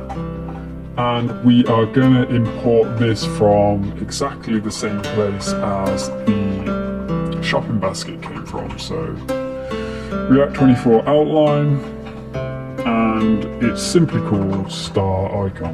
Now everything in this component we're going to want to be in line, and we have a solution for that already, which is adding the flex class. Now the way we're going to achieve giving the stars is we're going to go back to a technique we used in the carousel product, and that is using array from. So we're going to start with curly braces, and we're going to do array from with parentheses. We're going to do curly braces inside that, and we're going to specify a length of star number, which is the ratings, average ratings. We're then going to specify the underscore with an I, which is the index, you'll remember, with the arrow syntax. And we're going to have our star icon. Now obviously remember from the other component that we need to add a key for this. So we'll add that, and we're going to add some classes to this too. So the first one is going to be the color of the stroke. So that is going to be the outline of the star. So we can do stroke, and then we're going to do the square brackets again. And this color is going to be F1B, 61F, which is kind of like a goldy color. And we're going to do the same color for the fill. So let's just take a little copy of that. And change that to fill. And we're also going to give this a height of just 20 pixels. Okay, so that's the filled stars. So this is going to generate us a star icon for each one of the star numbers. So say if it's 3 out of 5, we'll have 3 star icons that have a stroke of this gold colour that are also filled by this gold colour. Now we're going to take a copy of this because we're now about to generate the number of stars that the average rating doesn't have. So for 3 out of 5, we're going to generate the 2 that are not going to be filled. So the way we're going to do this is we are going to make the length 5 minus star number. So 5 minus 3 will be 2. And we're going to remove the fill. So there will just be an outline of the gold star. So as we've given the flex class as well, they'll be in line. So we'll have 5 stars, 3 of them filled. And the final thing we're going to do in this component is add a span. And this is going to take the rating number, followed by ratings. And we just add a few classes to that. So we're going to give it a bit of margin left. And we're just going to make the text blue 500. Okay, so let's head back over to product details and import that and test it out. So product ratings, and let's close the Explorer panel. And this is where we're going to use the Boolean that we passed in earlier. So the reason we're passing in a Boolean for ratings is we don't always want to display it. So to make this conditional, I'm going to add the curly braces, and I'm going to have that followed by ratings with the double ampersand. We'll move average rating into this. So because I specified false when I originally did this on the product page, that's now disappeared. But I'll change that in a second, and we can now use the component product ratings. Close this off. This is going to be average rating equals, and then we're going to have ratings equals product ratings. So let's quickly go back to product page, and I'll change this to true, and then we should see it displayed on the screen. So the Guinness Book of World Records has 5 out of 5 stars. So let me just go to a product that doesn't, so we can see the ones that aren't filled. And you can see this one's got 4 out of 5 stars. So these are the stars that aren't filled but have a stroke. Okay, so let's head back over to product details, and we're just going to apply the finishing touches to brand. So we're going to add by, and then we're going to add a span in here, and we'll take a copy of product.brand. And we're just going to add the class of text blue. Alright, so we're ready to head back over to product page now that our product details is looking pretty good. So now that we've got the product details, let's look at the second div that's part of the middle column. We're just going to add the product description. And let's add some classes to make that look a little bit better. So we're going to make the text base by default, and for the extra large breakpoint we're going to make it large. And we're also going to give it some margin top. Okay, so let's tackle the final column of the product page. Okay, so we're going to make it similar to the other columns. So we're going to give it padding of 4. We're going to make it rounded, and we are going to replace the green with the background of white. Let's make an outline of the column that we want to create. So the first div we're going to create is going to contain product price. The second is going to contain the old price. We're then going to have 3 divs. 3 returns, 3 delivery, and in stock. And we're also going to have a div that's going to contain the quantity of the product. So this will be followed by a drop down. So let's make the select tags with option. So this will be 1, 2 and 3 for now. And the final thing we're going to have at the bottom is adding to cart. Okay, so this one really doesn't look impressive, so let's get to it with the styling. So let's do the text size for the price. So we're going to have text XL. For the XL breakpoint, we're going to have 2XL. And we're going to make the font semi-bold. We're going to make a copy of this and apply it to the old price, but this is going to be base and large for the text sizes. Again, we'll take a copy and we're going to apply it to free returns, and the size is going to be small and base for the breakpoint, and it's going to be the same for free delivery too. In stock and quantity, we're going to take the base and large because that's what they're both going to take too. So they're both base and large, however quantity isn't going to have the font semi-bold. Okay, so it's looking a little bit better in the browser, still not great. Before we make the styling any better, let's just address how the price looks. So I'm sure you can imagine if you saw this on a website, you wouldn't be very confident in how this website was ran if it just said 11. So we're going to need a way of displaying a price. So let's go back to the constants file that we defined earlier, and we're going to define a way of formatting the currencies. Okay, so what we're going to do is define export const, and it's going to be GB currency uppercase, so we know it's constant, and we are going to use Intel number format, and this is a built-in number formatter for JavaScript. So the first parameter is going to be ENGB, and the second is going to be an object that's going to take style as currency, and the second is going to be currency, which is going to be GBP for Great British Pound Sterling. So once this has been defined, we can head back over to the product page and we can import this at the top. So if I do IMD enter, and I remember that we go up a directory for this, so utils and constants, and we can reference GB currency. Now if we come back down to the price, product price, so we can wrap the product price in the formatter. So if we do GB currency dot format and wrap product price in parentheses. Now once you've done that, you might have to refresh your page because I had to.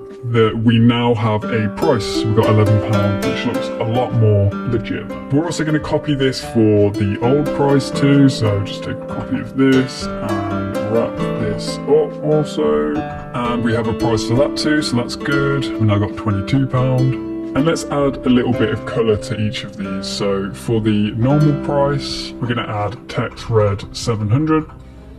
For the old price, I'm going to add text grey 500. For the next two, I'm going to add text blue 500. Take a copy of that, paste that. And for in stock, we're going to have text green 700. Alright, so that's looking a little better already. For the prices, we want to have them on the far right hand side, so we can do that in Tailwind by adding text right. And let's copy that for the old price. Another bit of jazzing up we're going to do is we're going to add a span within the old price. So just take that and add that within there. And before the span, we're going to do RIP colon. And the reason we've added the span is we can add a class that's going to be line through. And what this is going to show is that this was an old price and we now have a new price. Okay, so this is all looking nice, but we need to add a bit of padding to all this. So let me just stretch that out so you can see a bit better. Now for the free returns, I'm going to add margin top 3. For delivery, I'm going to add margin top of 1. Same for in stock, and the same for quantity too. bring that back over and see how that looks. Yeah, so looking a little bit more polished now. Now let's get started on quantity and the button. Let's add some classes to the drop down. So we're going to give it a bit of padding first, so P2, and we're going to give it a background of white. I'm going to enable a border and we're going to make it rounded, and we're going to give it a focus. So this is new, but it means when we click on the drop down, we're going to say that we want the border to be indigo 600. So now if I click on the drop down, we have the border. You can just see it. There we go. Okay, so let's add some classes to our button. So we're going to do BG yellow 400 for the background.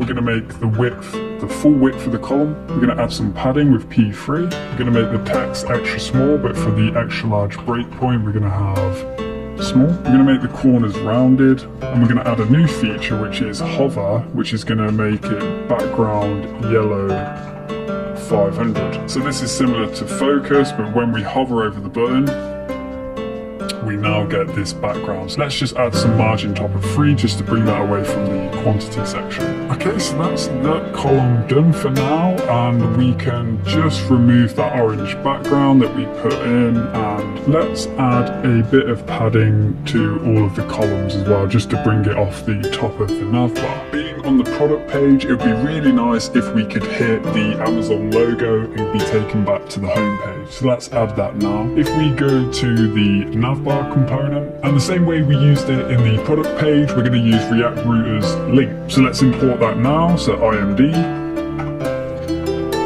React Router DOM, and we want link.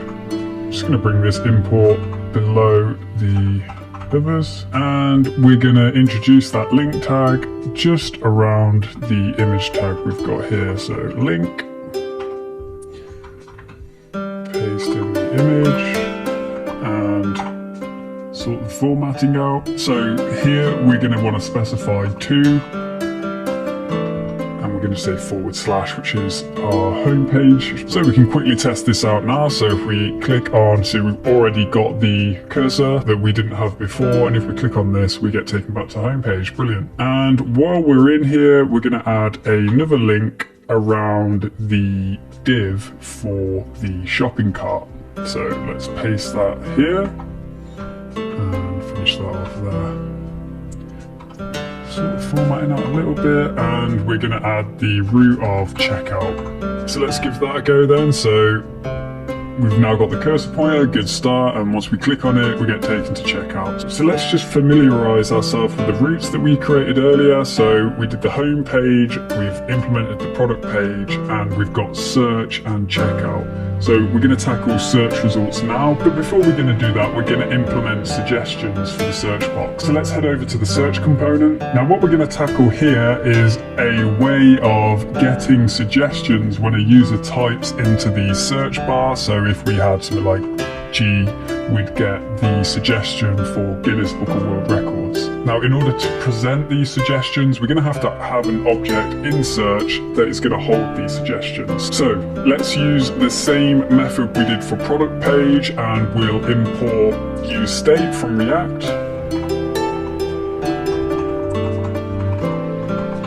I'm going to create a state of suggestions with set suggestions and call the useState hook.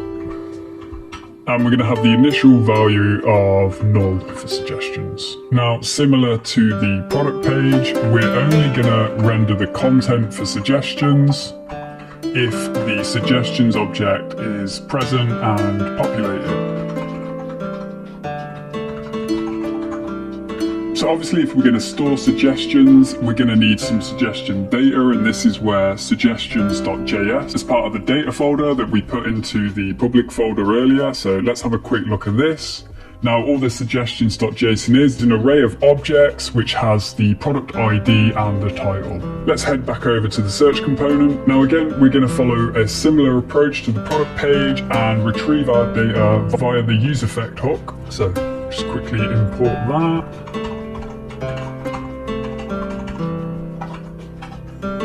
So parentheses again, arrow function and curly braces, and we're also going to need the square brackets that are going to be empty for this component too. We will need another function, so we can do nfn, enter, and this is going to be called get suggestions.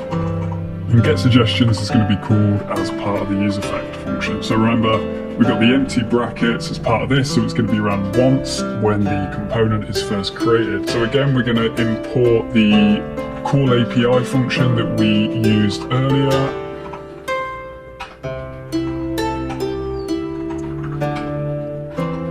And the resource path that we're going to pass in is data/suggestions.json. Again, it's a promise, so we're going to have then arrow syntax, we're going to have suggestion results, and we're simply going to call set suggestions, and we're going to assign all of the results straight to the suggestions object. So this is going to return the whole array for our suggestions and store it in the suggestions object. When I do the backend video, we're going to call the suggestion API for every keystroke. We're just going to be making do for now. Okay, so now we've got all the suggestions in an object, we need to concentrate on generating suggestions each time the user types in the bar. So like I was saying, G, U, we need a way of whittling down those suggestions that are stored in our suggestions object. Now, in order to achieve this, we're going to need another object, another piece of state, and that's going to be called search term. Let's just take a copy of that, search term, and we want to paste that here, set search term. Now we're going to have this default state be an empty string, and the reason we want this to be an empty string is this is going to be used to capture the search term as the user is typing. So like I just did the G and U, it will capture G when I've typed G, and for the keystroke U, it will capture GU. So we're always keeping track of the search term, and the way we can do that is add it to the input box, and the way we do that is set the attribute value, and then we'll have search term as the value. Now, it doesn't look like there's been much of an update, but if we change the default state search term to something else, you can see that we've now got something in the search box because it's using search term as the default state in the input box. So let's just get rid of that for now. Now search term is just setting the default value of this input box, but when we are typing, we are not getting that updated search term. So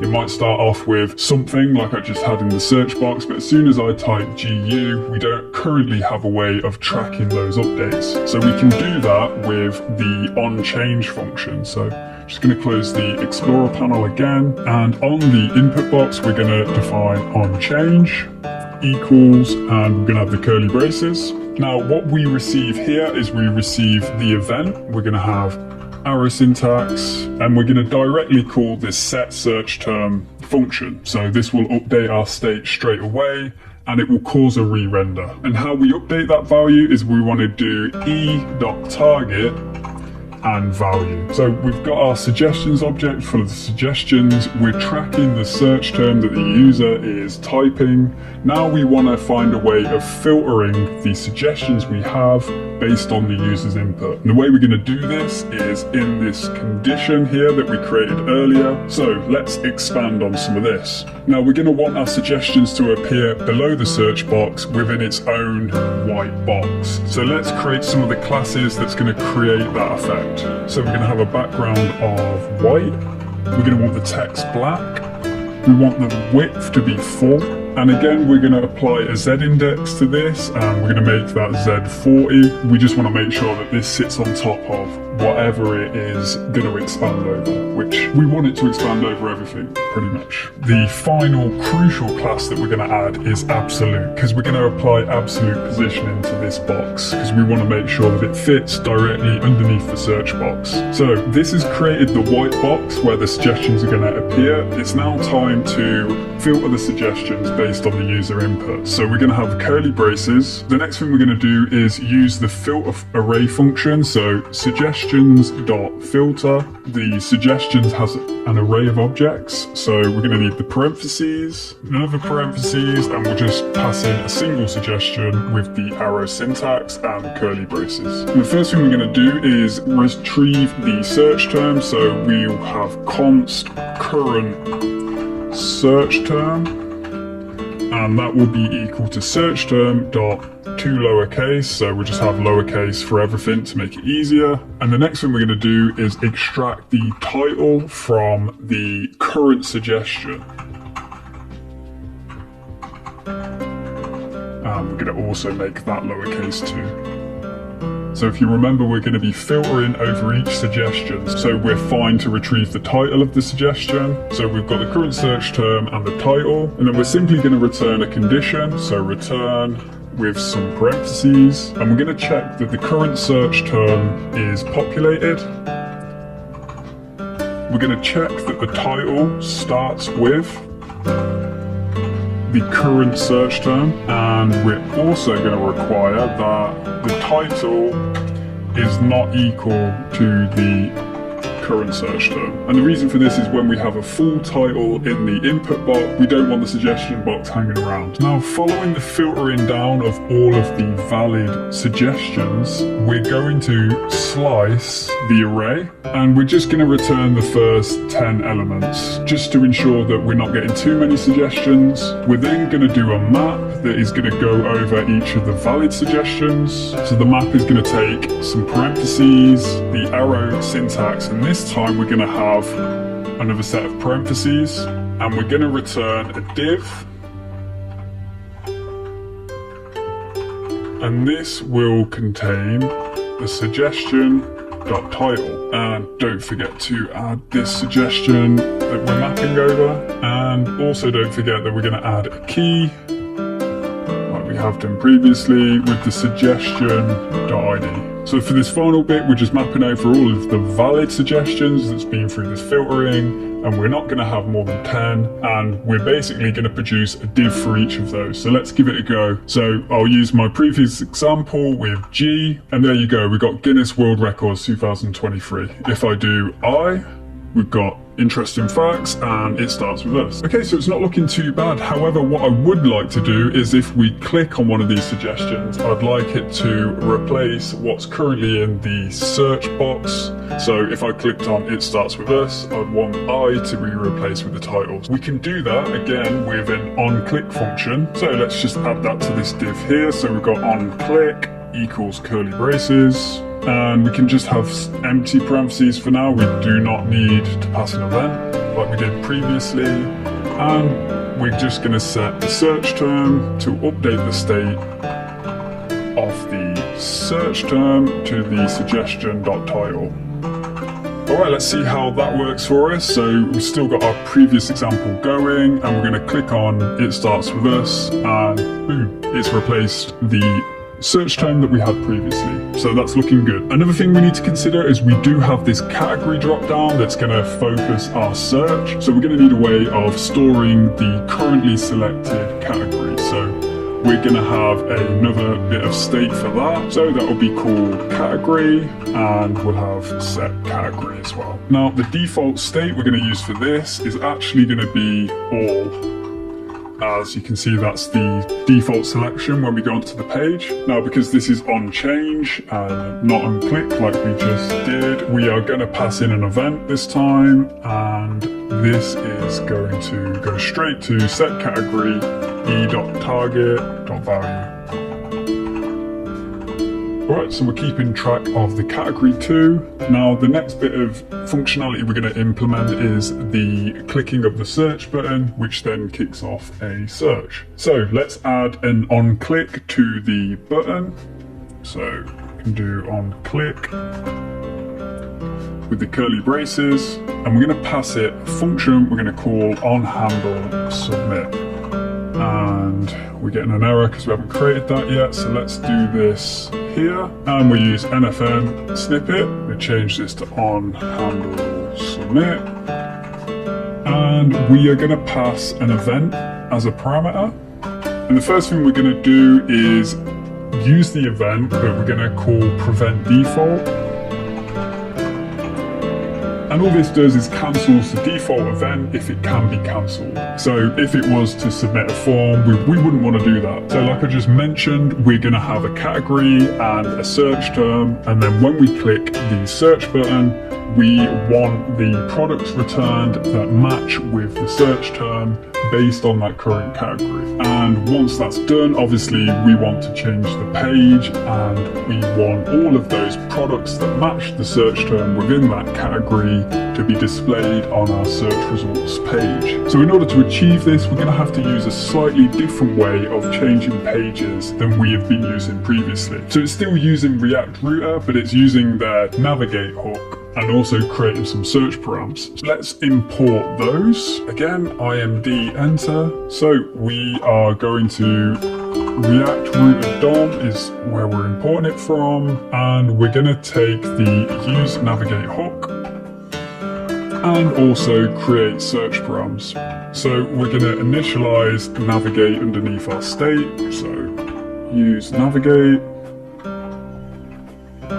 And within our onHandle submit, we're going to create navigate with a parentheses and some curly braces. And this will define where we're moving to.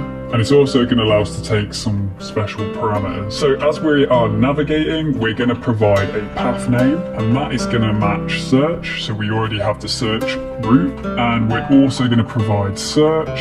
And this is where we're going to specify our search params. So this can be a little bit tricky. So watch closely. We've got the backticks, and then we've got the dollar with the curly braces, and then we're going to put them on a new line, and we're going to call create search params from this with parentheses and curly braces once again. And this is going to allow us to build some search params that we're going to pass on to our search result components in this as standard query param. So like we just talked about, we're going to pass category. Again, we're going to use backticks for this, and dollar and curly braces, and we're going to pass in our category state that we've been maintaining. And in the same fashion, we're going to pass in search term, so what the user's been typing into the search box, and we're going to use the template string to pass in the search term that we've also been keeping track of. But we're not quite finished here. Before we leave the page, we just want to clean up after ourselves. So we can do that by setting search term to an empty string like it was before we got here,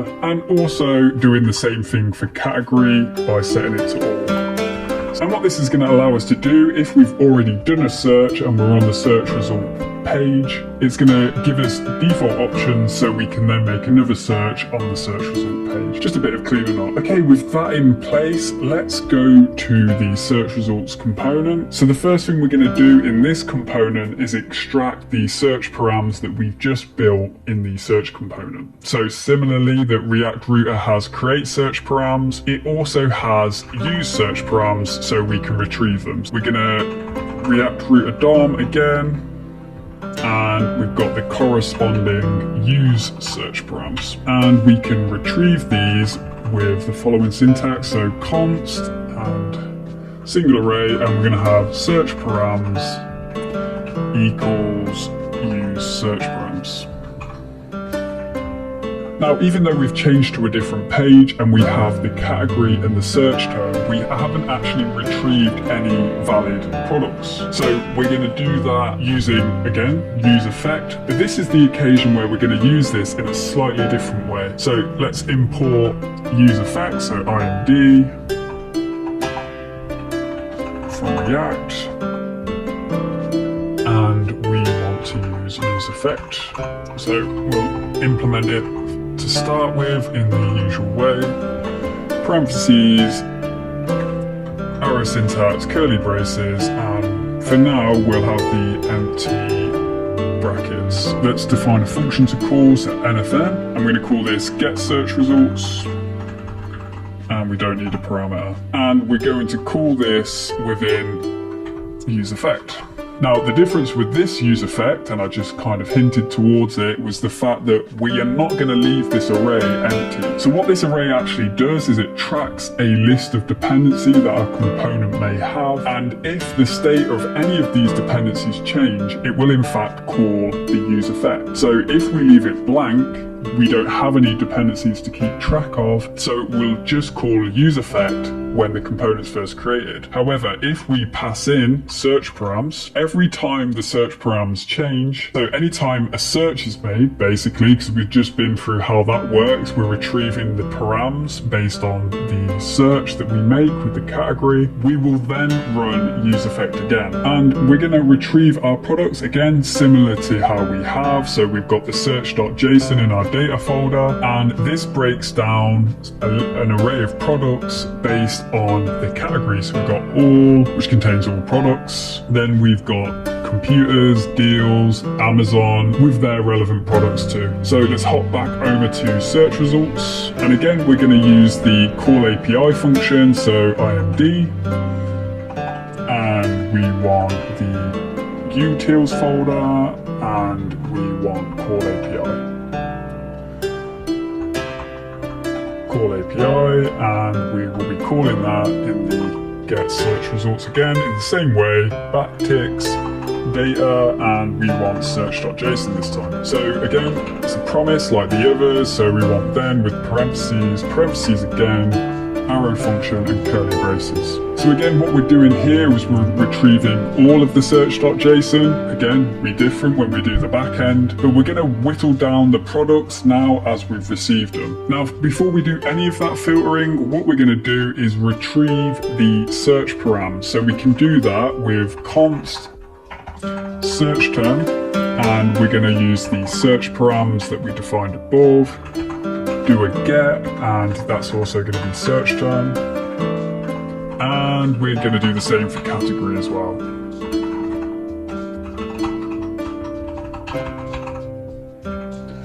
And this is going to retrieve the search term and category that we had as search params. So given that we're going to whittle these products down to the relevant ones that we care about, we're going to need somewhere to store these products. So once again, we're going to use state and create a state object. So import use state above, and we're simply going to call these products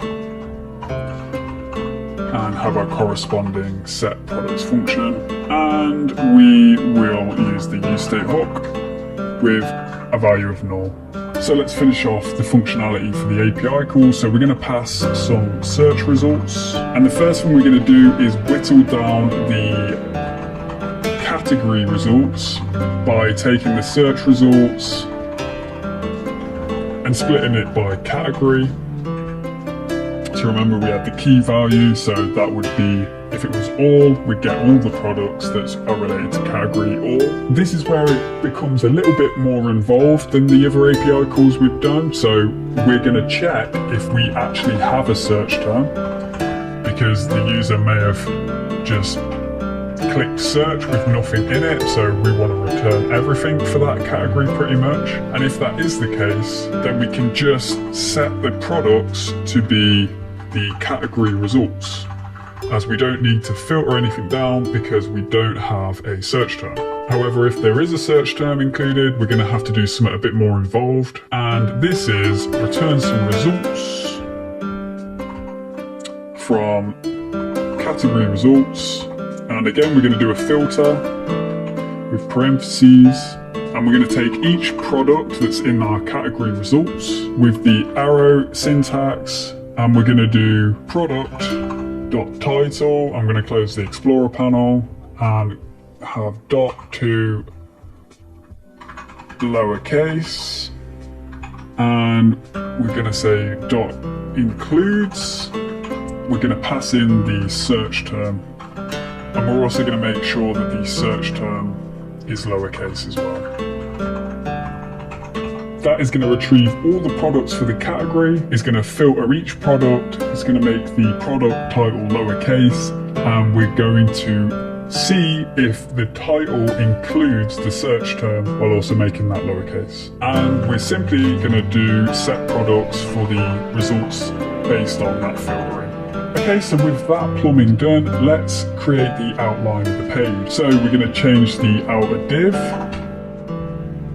So we're going to start off with defining the minimum and maximum width, but they're going to be slightly different to the ones we've had before because we want this to be slightly wider. So we're going to have the minimum width as 1200 pixels and the max is going to have 1300, so not a lot of difference between them. And we're also going to want the results to be centralized, so we're going to have margin auto 2. Now, as you can probably imagine, we're going to want a div for each one of our search results. So we're going to include the curly braces and we're going to have a check for products because we don't want to render this if our products object is null, and if it isn't, we're going to do products.map with parentheses, and then we're going to have another set of parentheses with the arrow syntax and some curly braces.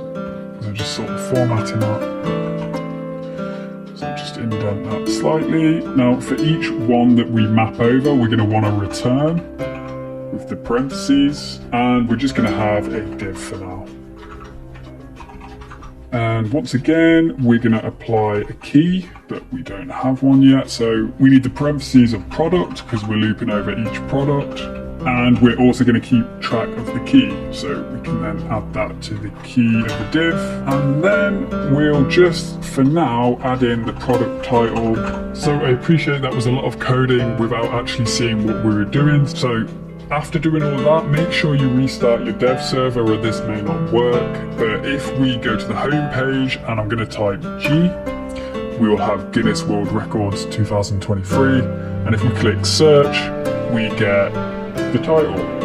Now let's go back and let's do I and let's search for this. So we should at least get 2 responses from that, but we may get even more because for the suggestions, we're just looking for this if it starts with I, whereas this can contain I in any place. So there we go, we've got a list of product which all contain I. I'm not going to go through each one to check, but let's check this specifically. So we'll just go back and do fire and enter, and we get Fire TV Stick Lite. So seems to be working. Now let's quickly demonstrate something I was talking about earlier with UseEffects. So we're on the search results page. I'm going to search for Guinness and we get the result. So what happened there was I searched for Guinness World Records, I hit submit and the search params changed, and because our UseEffect is looking out for this change for search params, it then reran the get search results function and we retrieved the products that we were looking for, which was the Guinness World Records. Now, the reason that all worked is because we were looking for the search param in our dependency list. If I remove this and I searched for Fire, for the Fire TV stick, you'll see that we don't get any results. Now the reason for this is we are currently on the search result component. So remember, we've used this a couple of times, when we've got an empty array, the UseEffect function only runs when the component's first created. But we're already on the search result component, it's already been created. So this is the reason why we can't search for another product when we're on the search results page, which is obviously wrong. We want to have it so we can always make another search no matter what page we're on. So that is the reason why we include search params in our array, because it's a dependency we want to listen out for. So when it changes, we can listen out for updates and retrieve the products we're after. Okay, so now we've got our search results. Let's create the outline of this page. One of the first things we're going to do is import link, and the link tags are going to become the outer tags for each product within our search results. And we're going to make sure that the key belongs to the outermost tag for each of the products.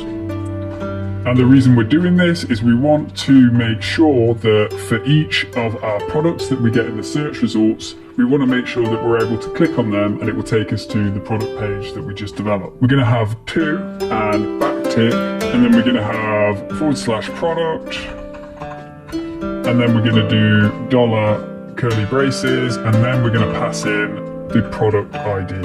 We're also going to make a set height for our search results, so that's just going to be 250 pixels. And we're going to make the background purple just so we can see it at the minute. Alright, so let's test out our link. So if we click on the Fire TV Stick, we get taken to the Fire TV Stick product page. Alright, so that's looking pretty good. Now to divide the content for each of the products, we're going to use a grid once again, and we're going to specify grid cols 12. We're going to make each of these entries rounded. Close the Explorer pane, and we're going to give some margin top, MT1, and some margin bottom to divide each of the entries. Create our inner divs, so we can get rid of the product title for now, and we're going to have a div, and we're going to have another div. So the first div, attach some classes to that. We're going to have col span 2, and we're going to have our image in here, so single image tag. And the source is going to be product.image small. And there it is. Now, we want to make sure that this sits in the center of that column, so we'll add M-auto. And we want to make sure that the column has some overall padding as well, so we'll give it P4. Okay, that's looking a lot better. For the other column, we're going to have a col span of 10.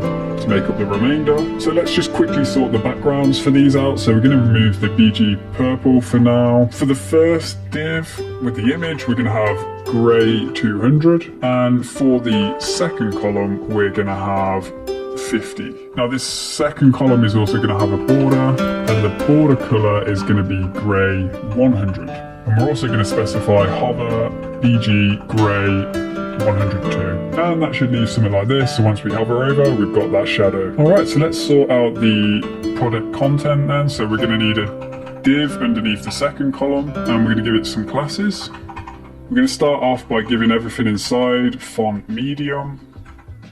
Going to make the text black, and give everything an overall padding of 2. The next thing we're going to do is import product details, so we can do that with IMD. And we just need to reference the index.js like this, and we're going to have product details. So then we can just drop this in our nested div for the second column. And obviously we need to pass some props to this, and those props for product, which we're going to pass in the product. And we also had ratings, which was a boolean, so we're going to set this to true. And there we go, how easy was that? We are reusing our product details component, not for the last time either. So obviously we want the ratings because we are trying to entice the user to click on one of these and, you know, give some confidence that this is a good product, click on me. So the next thing we're going to do is import our number formatter so we can include the price. So we define that in utils constants, and we are importing GB currency. So once we're doing that, we can create another div, and we're going to add curly braces GB currency.format, and it's going to be product.price.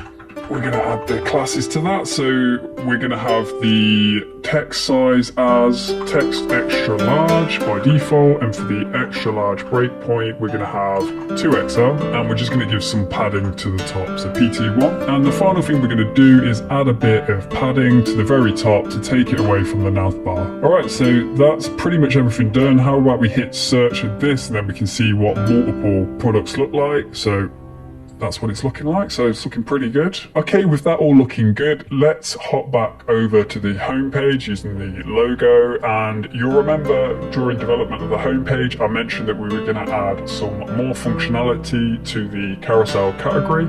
So let's do that now. So we'll hop back over to carousel category, and what we're going to do is reuse some of the functionality that we used in the search and search results component. So what we're going to do is we're going to use the navigate and create search params that we used via React Router. So React Router DOM, and we're going to do a similar thing that we did on the search component. And missing semicolon there. Now we're going to need another function, so we'll do NFF, enter, and this is going to be called search category. And this is going to take category as a parameter.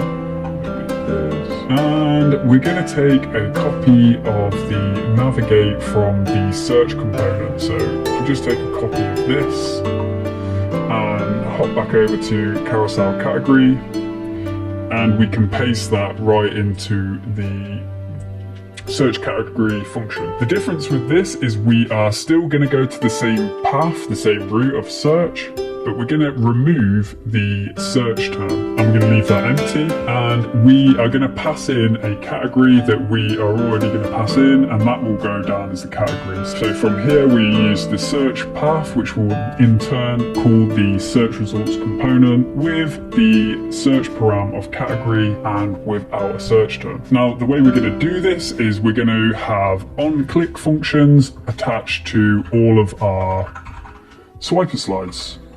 So we want on-click and curly braces, and we just want parentheses with the arrow syntax, and then we simply want search category function we just made, and we're going to pass in a category. So for the first one we are going to include deals, and then we're going to repeat that for each of the swiper slides. So I'm going to fast forward this, but when it's finished, pause it if you're following along and do the same.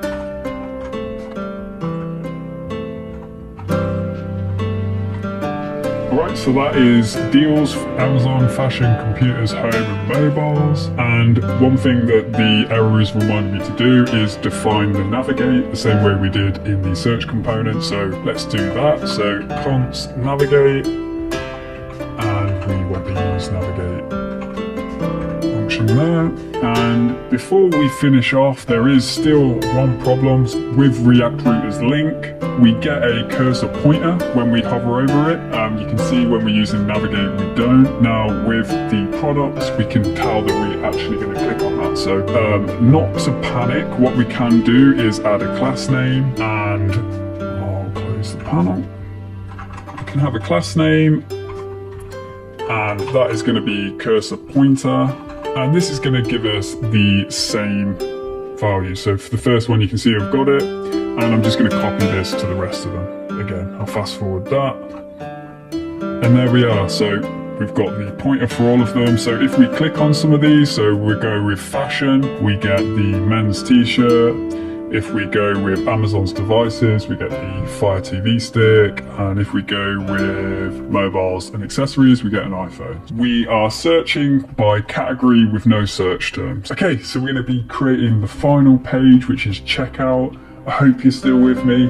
Let's get going. So some of that's going to underpin how we use checkout is the fact that we're going to be implementing a state management tool called Redux. And for those that don't know, Redux is probably one of the most popular state management tools. However, there are many out there, but we're going to stick with Redux for now. So earlier on, we were sharing state between components by passing in props. However, as our application grows, we're going to need a more sophisticated way of sharing state. And that's the reason we're going to be using Redux. Now, this video is long enough as it is already, so I'm not going to go into an in-depth explanation of what Redux is, but there is a handy GIF on Redux's docs which tells the story of Redux in a very simplified way. So what Redux does is it keeps all of our state in something called a store. So all of our state will exist here. What this allows us to do is we can subscribe to this state via the UI. So in this example here, you can see we've got a balance of it starts at 0. When an event occurs on the UI,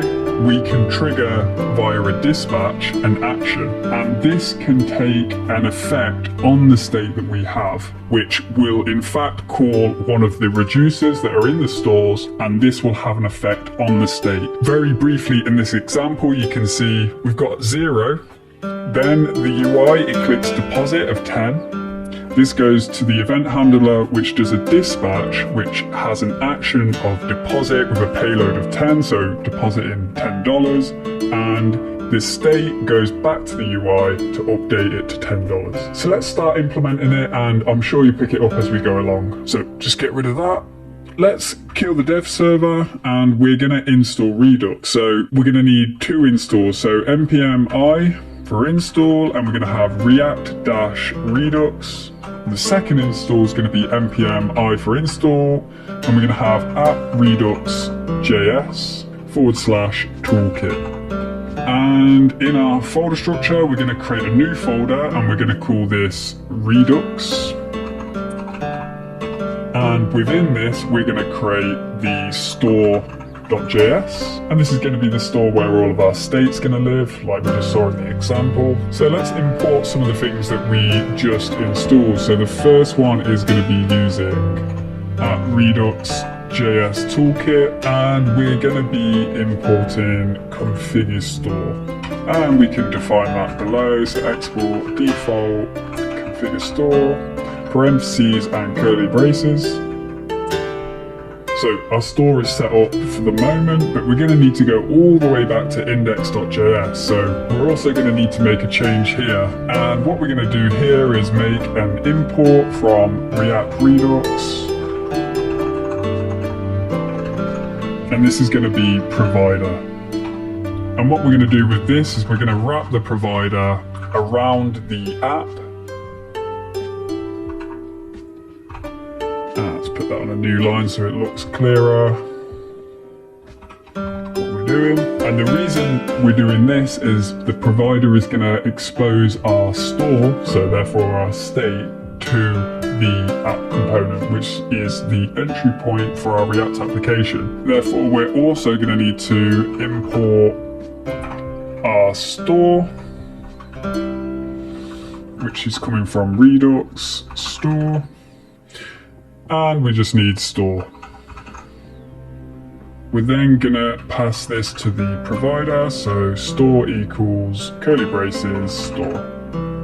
So great, we've set up our store and we've made our React app aware of our store and therefore our state. Now, like I've just mentioned, the reason we've implemented Redux is we want it to control our shopping cart behavior. And what Redux allows you to do is divide up different areas of our state into something they call slices. So you can have slices for each part of your state. So we're going to have a cart slice that's going to deal with our shopping cart. So in the Redux folder, we're going to create a new file, and it's going to be called cartslice.js. And we're going to make an import from @redux.js toolkit. And this is simply going to be create slice. And similarly, we are going to export that as a cart slice.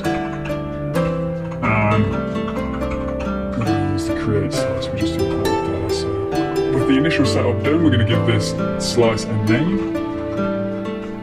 And that is going to be cart.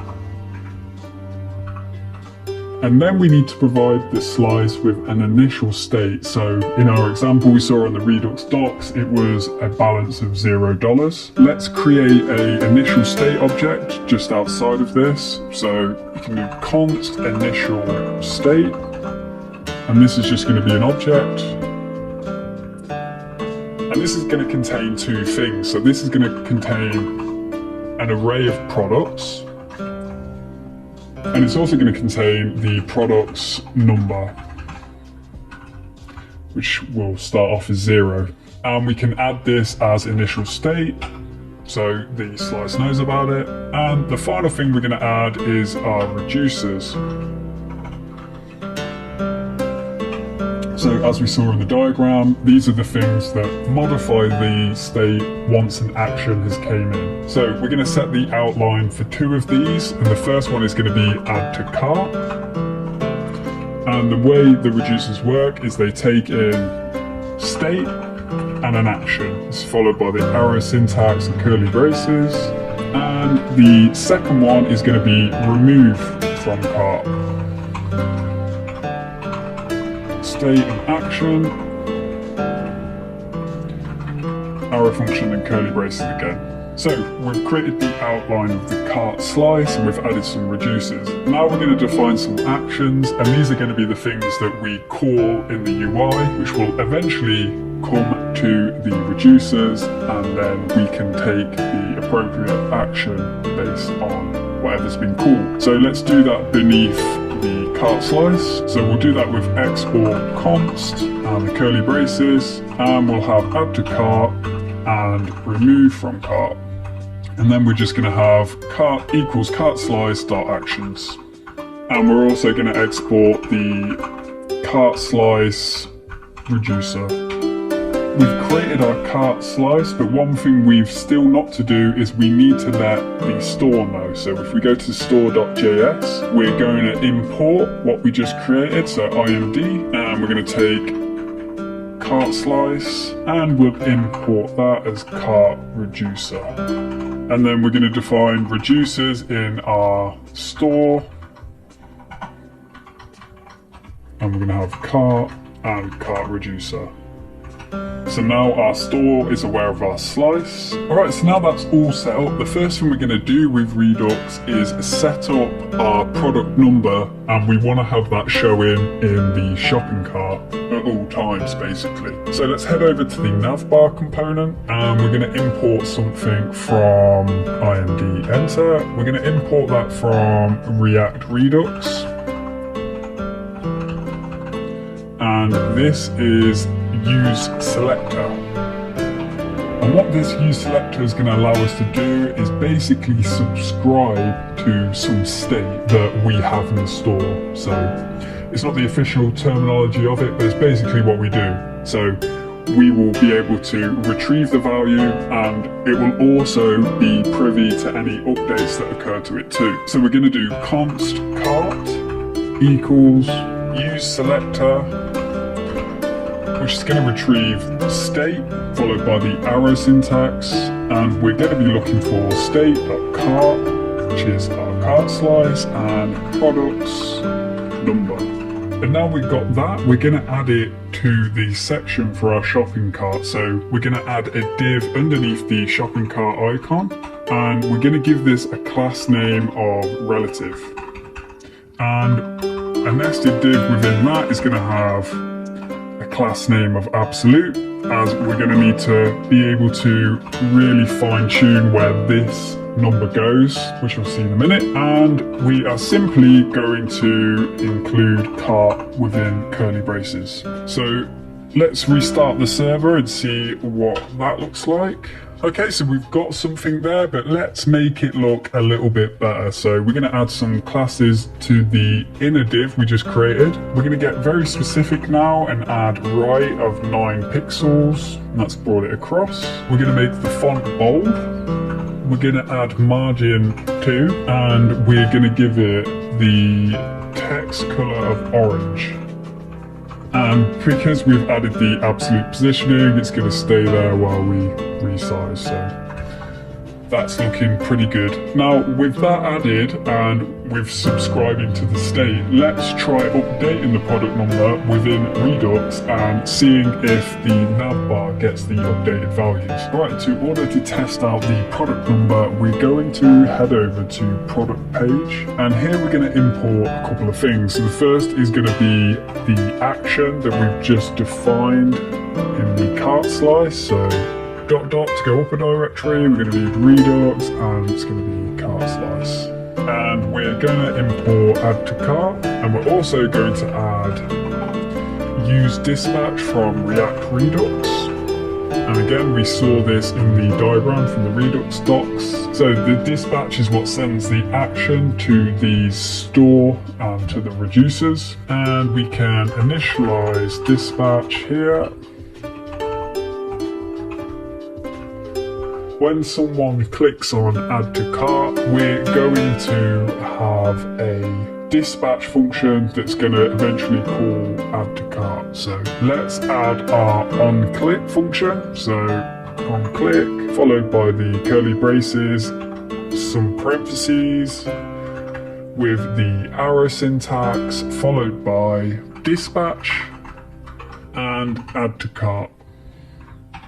followed by parentheses. So this is going to dispatch the action that will go to the reducers. So let's go to the reducer because we haven't implemented any functionality yet. So that's cart slice, and this is where we are eventually going to end up. So I'm just going to temporarily put something to demonstrate that it's working. So we're going to have states products number equals state products number plus 1. So when we call add to cart, we are literally just going to add one number to the products number. So let's give that a go. And there we go, you can see in the top right we've got an increment of the number. So do that again, get 1.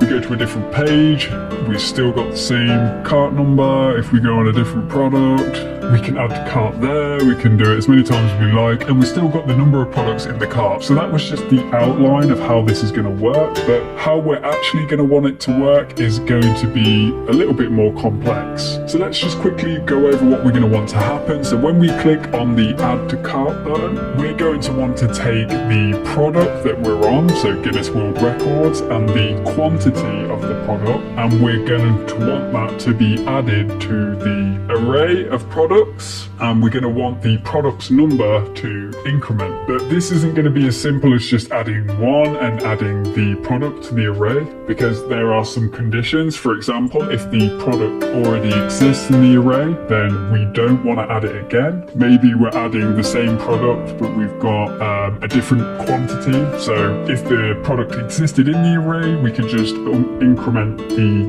quantity for that product, whereas if the product isn't in the product array, then we can just add it straight in. And also another thing worth pointing out is the products number isn't the number of products actually in the array, it's the accumulation of each of those products quantities. So that's quite complicated to say, but let's say if I had 3 Guinness World Records and 3 of another book, that would be a total of 6 products in the basket, but there'd technically only be 2 products in the product array. So 2 products, but with a overall quantity of 6. So in order to keep track of the quantity, we're going to have to make a change to product page. So let's revisit that. And similarly to what we've already done, we're going to track the quantity with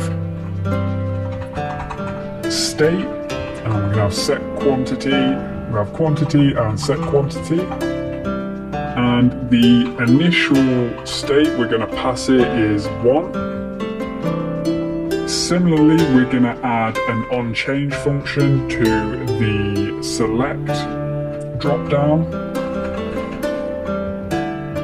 OnChange equals curly braces, and we're passing in the event this time, remember, which has the arrow syntax, and then we're calling set quantity straight away, e.target.value. So every time this changes, it will be assigned to the quantity state that we have in our product page component. Now we're also going to need another function, so I'm just going to add this below get product. So nfn enter will give us that. So we're going to call this function add quantity to product, and this isn't going to take any parameters, and in here we are going to call the set product. So if you remember, the product is a object that contains all of the details for the Guinness World Records product that we have in our product page component, and we are going to say product.quantity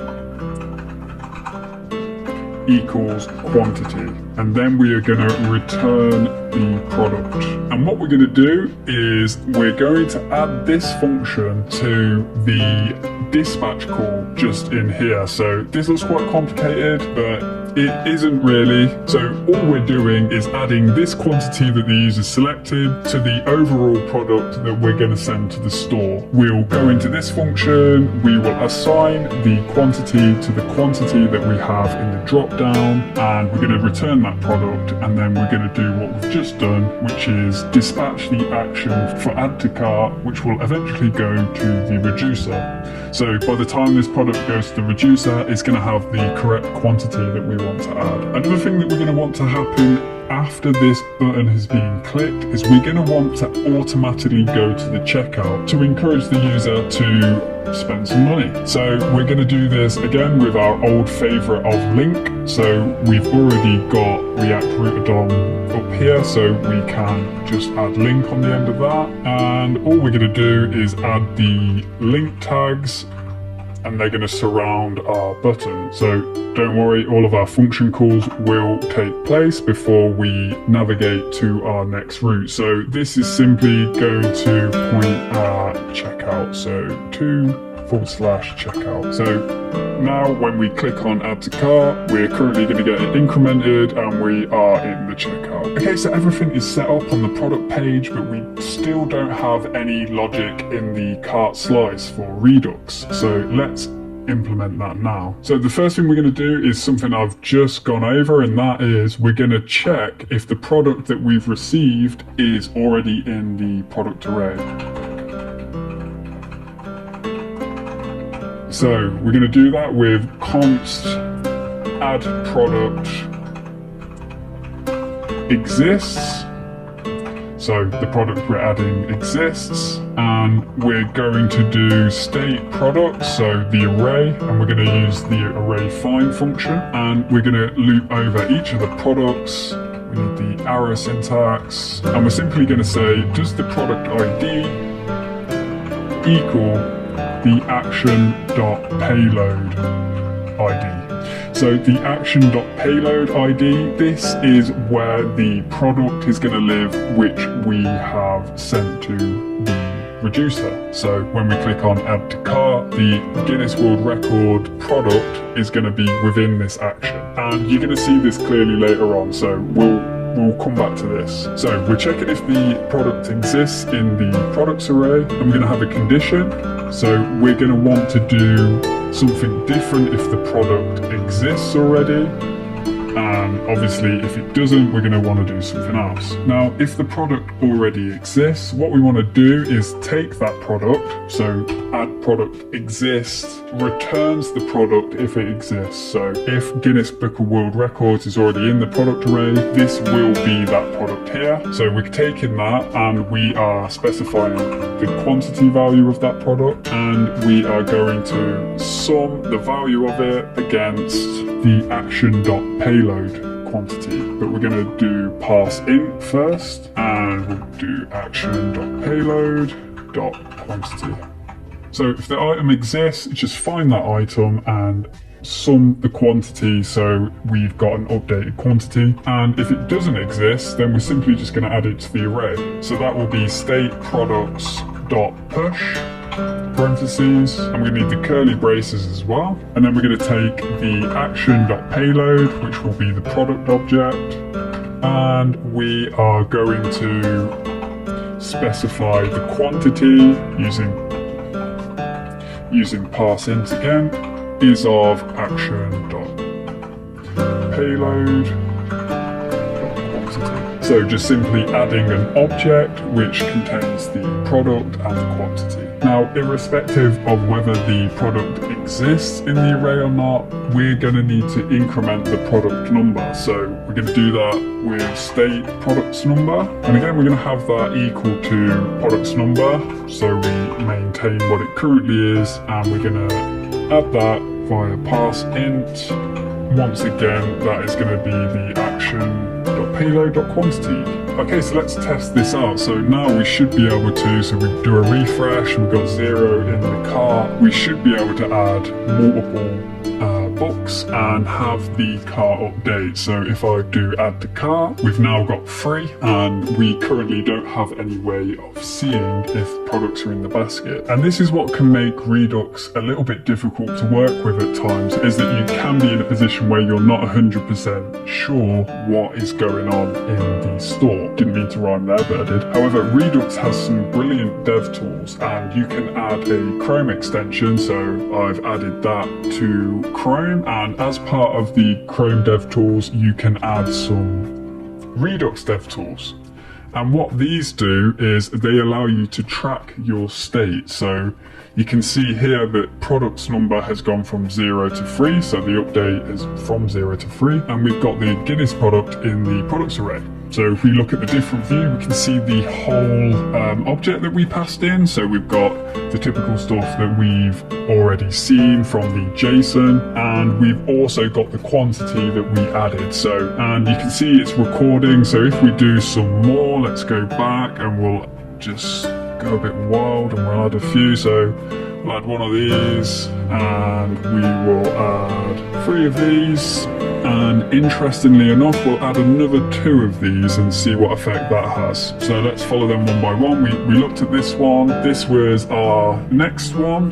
So this looks at the actions in isolation, what was added. So we've got this book, the Curious Minds, and the products number has gone from 3 to 4. We then added the Space Boy book with a quantity of 3, so the products number has gone from 4 to 7. And then all that's changed here, so bearing in mind that we've just added the same book, so remember I did 3 of these and then 2 of these, you'll notice that the quantity for product 2 has gone up too, and the products number has gone up too. So it's just a really good way of having an overview of your state. So we're currently on the diff. If you wanted to see the overall state at any given time, we can click on state, and you can see all of the products in the cart. So we've got 3 because I added this twice. And another nice feature of it is you can click on this chart down below, and it will show you the chart of how the state has transformed. And the really nice feature is that we can replay it. So you may go from using Redux with almost, with a good guess of what's going on in your state, to having a really, really fine-grained idea of what's going on. So thank God for the dev tools. Anyway, let's crack on. Now that we can see that we've got products in our basket, let's create the last page that we're going to do today and create checkout. So we've already created the component, so let's jump over there, and I'm going to close the Explorer panel. So let's start with the outer div. We're going to add some classes to that, and we're going to set the outer div to be the height of the screen, and we're going to have our Amazon clone background. We're going to have a nested div in here, add some classes to this, and we're going to set the familiar container, so min width of 1000 pixels, and the max width of 1500. We obviously want to center that as well, and we're going to bring this off the top of the navbar with PT with some padding top of 8. Again, we're going to have another nested div, and this one is, again, it's going to be similar to the others. We're going to have a grid so we can split some of the details, and this grid is going to have 8 columns, and it's going to have a background of white. The inner div from this is going to take up a col span of 6, and within this we're going to have a div where we're going to have a title for shopping cart, and we give this class name, and we're going to have text 2XL. And for our extra large breakpoint, we're going to have text 3XL, make it nice and big, and we're going to give it some padding, so margin 4. Now the next thing we're going to create is we're going to create the remaining div that's going to take up the next 2 columns, col span of 2. And I'm just going to write a comment here because it might be a bit confusing. So this is going to be products, and this is going to be checkout. Let's just finish this column off for now. This is also going to have a background of white, and it's going to be rounded also. One difference here is we're going to have a fixed height of 250 pixels, and we're going to add a gap between the 2 columns, and it's going to be a gap of 10. So that's the overall outline, but we are going to need to import our products from the store. So again, we're going to use the same approach we did last time we did something similar. That's with the products number. We're going to import from React Redux, and this is going to be use selector. So we can define const products and use selector with parentheses, and we're going to pass in state with the arrow syntax, and this will literally be state cart products. Now, as this is going to contain all of the products in the cart, let's iterate over each of them here so we can display them in the product section. So if we do products.map with parentheses, we can take a product, arrow syntax, some curly braces, and we're going to return a div.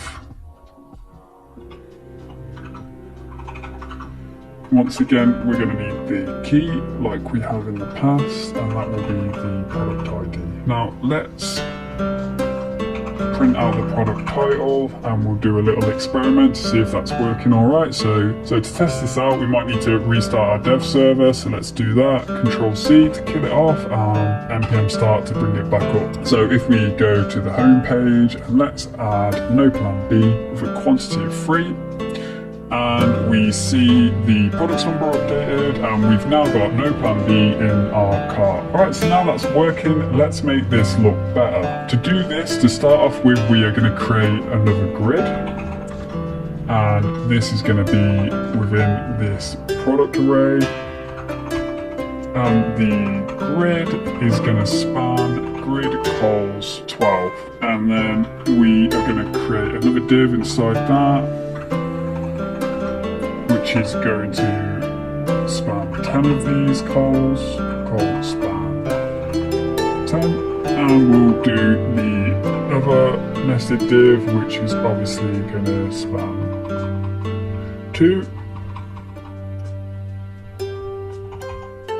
Now this is going to get a little bit more complicated, but within this first col span 10, we're actually going to make a grid inside of this column. So it's like gridception, and this is going to be grid cols 8. So this is also going to have 2 columns inside it. So we're going to need 2 divs. So I'm just going to steal this one and paste it twice, and these 2 are going to span 2 and 6 to make 8. Okay, so that's a lot of grids and a lot of columns. Let's start implementing these so it doesn't get confusing. So for the inner col span 2, we're going to add a link. So we're going to need to import that from React Router, DOM, and we want link. So this is going to contain our image. So we need a single image tag, and this is going to the product page. So again, we need the backticks for this, and it's going to /product and / again. So we're going to need the $sign and curly braces followed by the product ID. And the source for this is going to be product.imageSmall. And let's sort out some of the styling. So we want to give it some padding, so let's say P4, and we want it to be central, so we'll do margin all the way to. Okay, let's deal with this col span 6, so the second innermost div, and we're going to start off by adding another div, and we're going to specify that everything in here is going to have font medium, and text is going to be black, and we're going to have a bit of margin top, so MT2. We're also going to reuse the same link because we want to go to the same product page.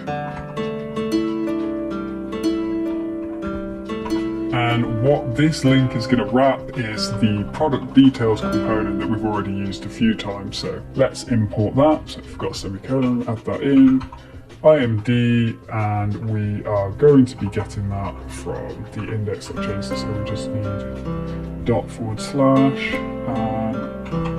product details. So let's drop this in here, product details, and remember that we're passing See, it's reminding us we need to pass in some props. So product. And for ratings, this is the first time we're actually going to say false. So we don't actually want the 5 out of 5 stars in ratings, because at this point we've already got it in the basket. We're already convinced. It's just about getting us to check out. And below this div, we are going to add another div. And this is going to contain a button called delete. The next thing we're going to do is add some quantity buttons. So again, another div. And we're going to need 3 nested divs inside this. 2, 3. And what these divs are going to contain is a minus and a plus, and the middle is going to have product.quantity. So it's going to allow us to control the quantity, and you can see the formatting's not great, so we're also going to add a mini little grid to this div with a grid cols of 3, and that's better. They're all in line now, but they could still do with a bit of work. So going to make the overall width of 20, and let's deal with some of the styling of the actual attribute. So the text is going to be extra large, and for the breakpoint it's going to be 2XL, and this is going to be the same for the plus button. And for the quantity it's going to be slightly smaller. Let's just copy this, and this is going to be large and extra large. For each of the operations we're going to have background grey 400, copy that to the plus, and for the actual quantity we're going to have background grey, but we're just going to have 200. So it's looking a bit better, but we could still do with a bit of work. So for the plus and the minus, we're going to make the corners rounded, soften it up a bit, which looks better. And to finish it all off, we just need to add text center to the outer div. And there we go, we've got our quantity controls there. Now to make this easier to read, I'm just going to close these 2 divs so we've got a bit more room. We are now in the colspan 2, and what we're going to do is add a price. So again, we're going to need the currency, so IND, and this is coming from constant, so that is upper directory. So we've got utils and constants, semicolon, and that will be GB currency. So once again, we're going to have a div, and within the div we are going to have curly braces, same as we had in the other one, so GB currency format, and within there we're having product.price. And there we go, we've got our £11 showing. Let's add a bit of styling to this. So for the class names, so we're going to introduce text large, and the XL breakpoint is going to be XL. We're going to add a bit of margin top, my MT2. We're going to bring it slightly off that right hand side, so MR4, and we're going to make the font semi-bold. Now if we had multiple products in the basket, I mean in fact let's do that, so let's add this book too.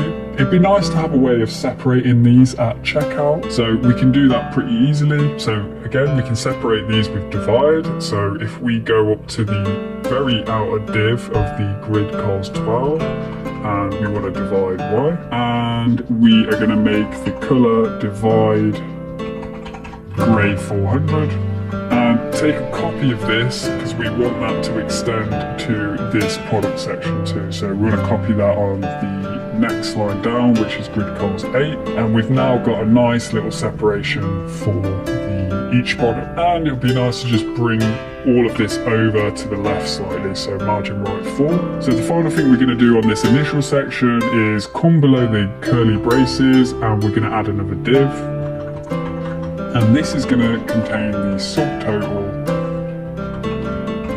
and we're going to add the number of items eventually, and we're also going to add a span within this, which will default to 0 for now. So we've got that in the bottom left hand corner. So let's style this before we add the functionality for the subtotal. So the text size is large and extra large, so we'll just take a copy of this above. We're going to want all the text over to the right, so you see that shoot over exactly like that. Yep. We're going to have margin bottom 4 and margin right 4, bring that over. And we're also going to add font semi-bold to the subtotal. Now what we're going to do here is we're going to add some logic to add up the subtotal of our basket. We're going to have the number of items and the subtotal. So let's start off with the number of items, which is going to be very simple. We're going to copy this and we're going to change the products to products number, and we'll take items number and we will put that in the parentheses with items. So we now have subtitle for 4 items. So you can see we've got 3 plus 1, 4. And now the next bit we're going to do is we're going to work out the subtotal for all of the items in there. So this will be a little bit more complicated, but we're going to start off by defining subtotal. So let's get started by taking a copy of the above, and what we're going to do is use the reduce array function. So what reduce is going to allow us to do is it allows us to take an initial value, which for us is going to be 0, as that's the default subtotal, and it's going to allow us to do an operation over each of the products, which for us is going to be summing the subtotal as we go. So we're going to do that by passing the subtotal, which starts off as 0, and we're also going to have a product per iteration, and then we are going to have subtotal again plus product.price multiplied by product.quantity. So product.price will be £11 and the quantity will be 3, so that will be £33. That will add that to subtotal. We will then go on to the next one, which will be £10.90, and the quantity will be 1. So it will add the £10.90 to £33. So to see this working, we're simply going to need to add this to the span. So again, we're going to be using it in the same way. So we got the curly braces, GB currency dot format, and we'll simply need subtotal. And there we go, we got £43.90.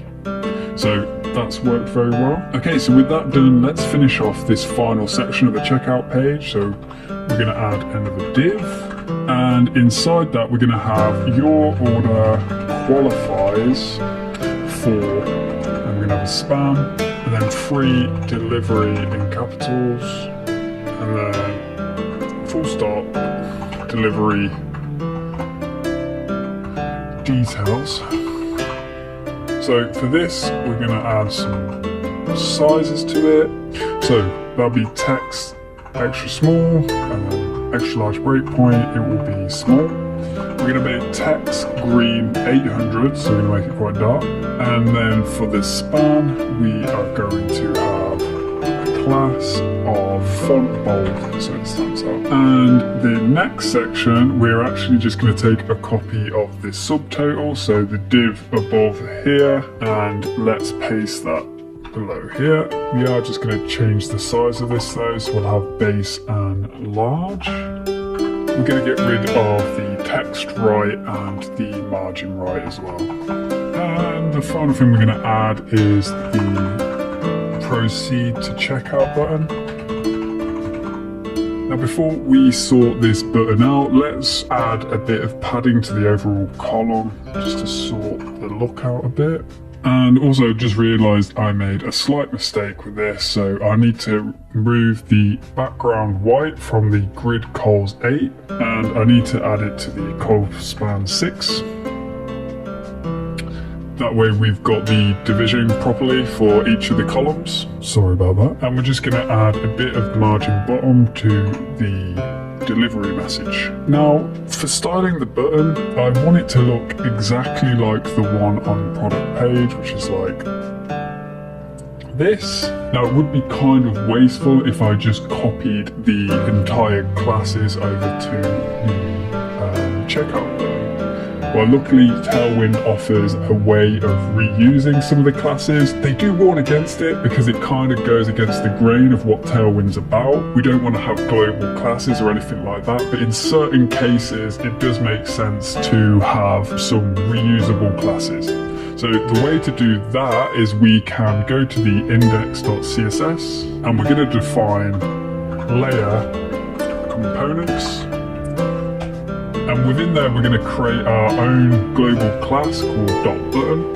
And for this, we need to have the @apply, and we're going to go back to product page, and I'm going to copy the classes from the add to cart button, this one, back to index.css. And this will now be applicable via the button class. So let's test this out by going to checkout. And if I go to proceed to checkout and do the class button, you can see that we've now got exactly the same styling as the product page. And it seems as we've made this, let's go back to product page and we'll get rid of all that and we'll add in the button class that we've just made. Double check that that's okay. Yep, we've got add to cart and then we've got the shopping cart. So it's all looking good. Now the very last thing we're going to do for the checkout is we're going to style the delete button and we're going to add the remove from cart functionality to Redux so we can remove items from our cart.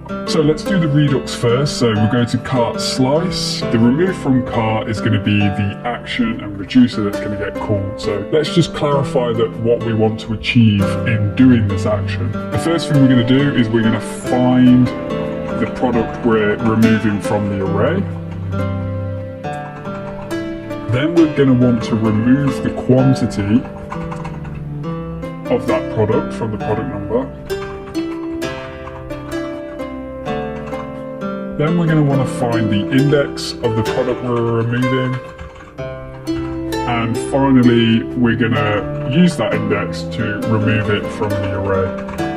Okay, so let's translate that to some actual working code. We're going to have the product to remove. And we're simply going to take a copy of this because we are finding the product to remove, but very important that we remove the ID, because when removing from the cart, we don't need to pass the whole product, we're just going to pass in the ID, so the payload will be the ID. Next, we're going to remove the quantity from the product's number, so we can do state product's number again, minus product to remove, dot quantity. As this will be a fully fledged product because it would have found it from the find function. So we can do state.products.find index, and then we can take a copy of this.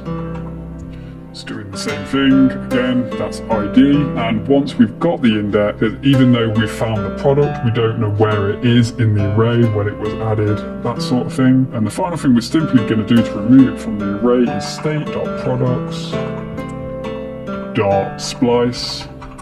We pass in the index and we specify that we just want one element removed from the array. So if we go to checkout, so we've got a couple of things that we need to import. So some of the things we've already done. So from React Redux, we also want to use dispatch, and we're also going to want to import the action that we want, which is remove from cart this time. So Redux, and we go to cart slice, remove from cart, and this is going to be a lot simpler than the add to cart. So we're going to have to expand colspan 6 again, and we are going to sort out the delete button. So let's do on click.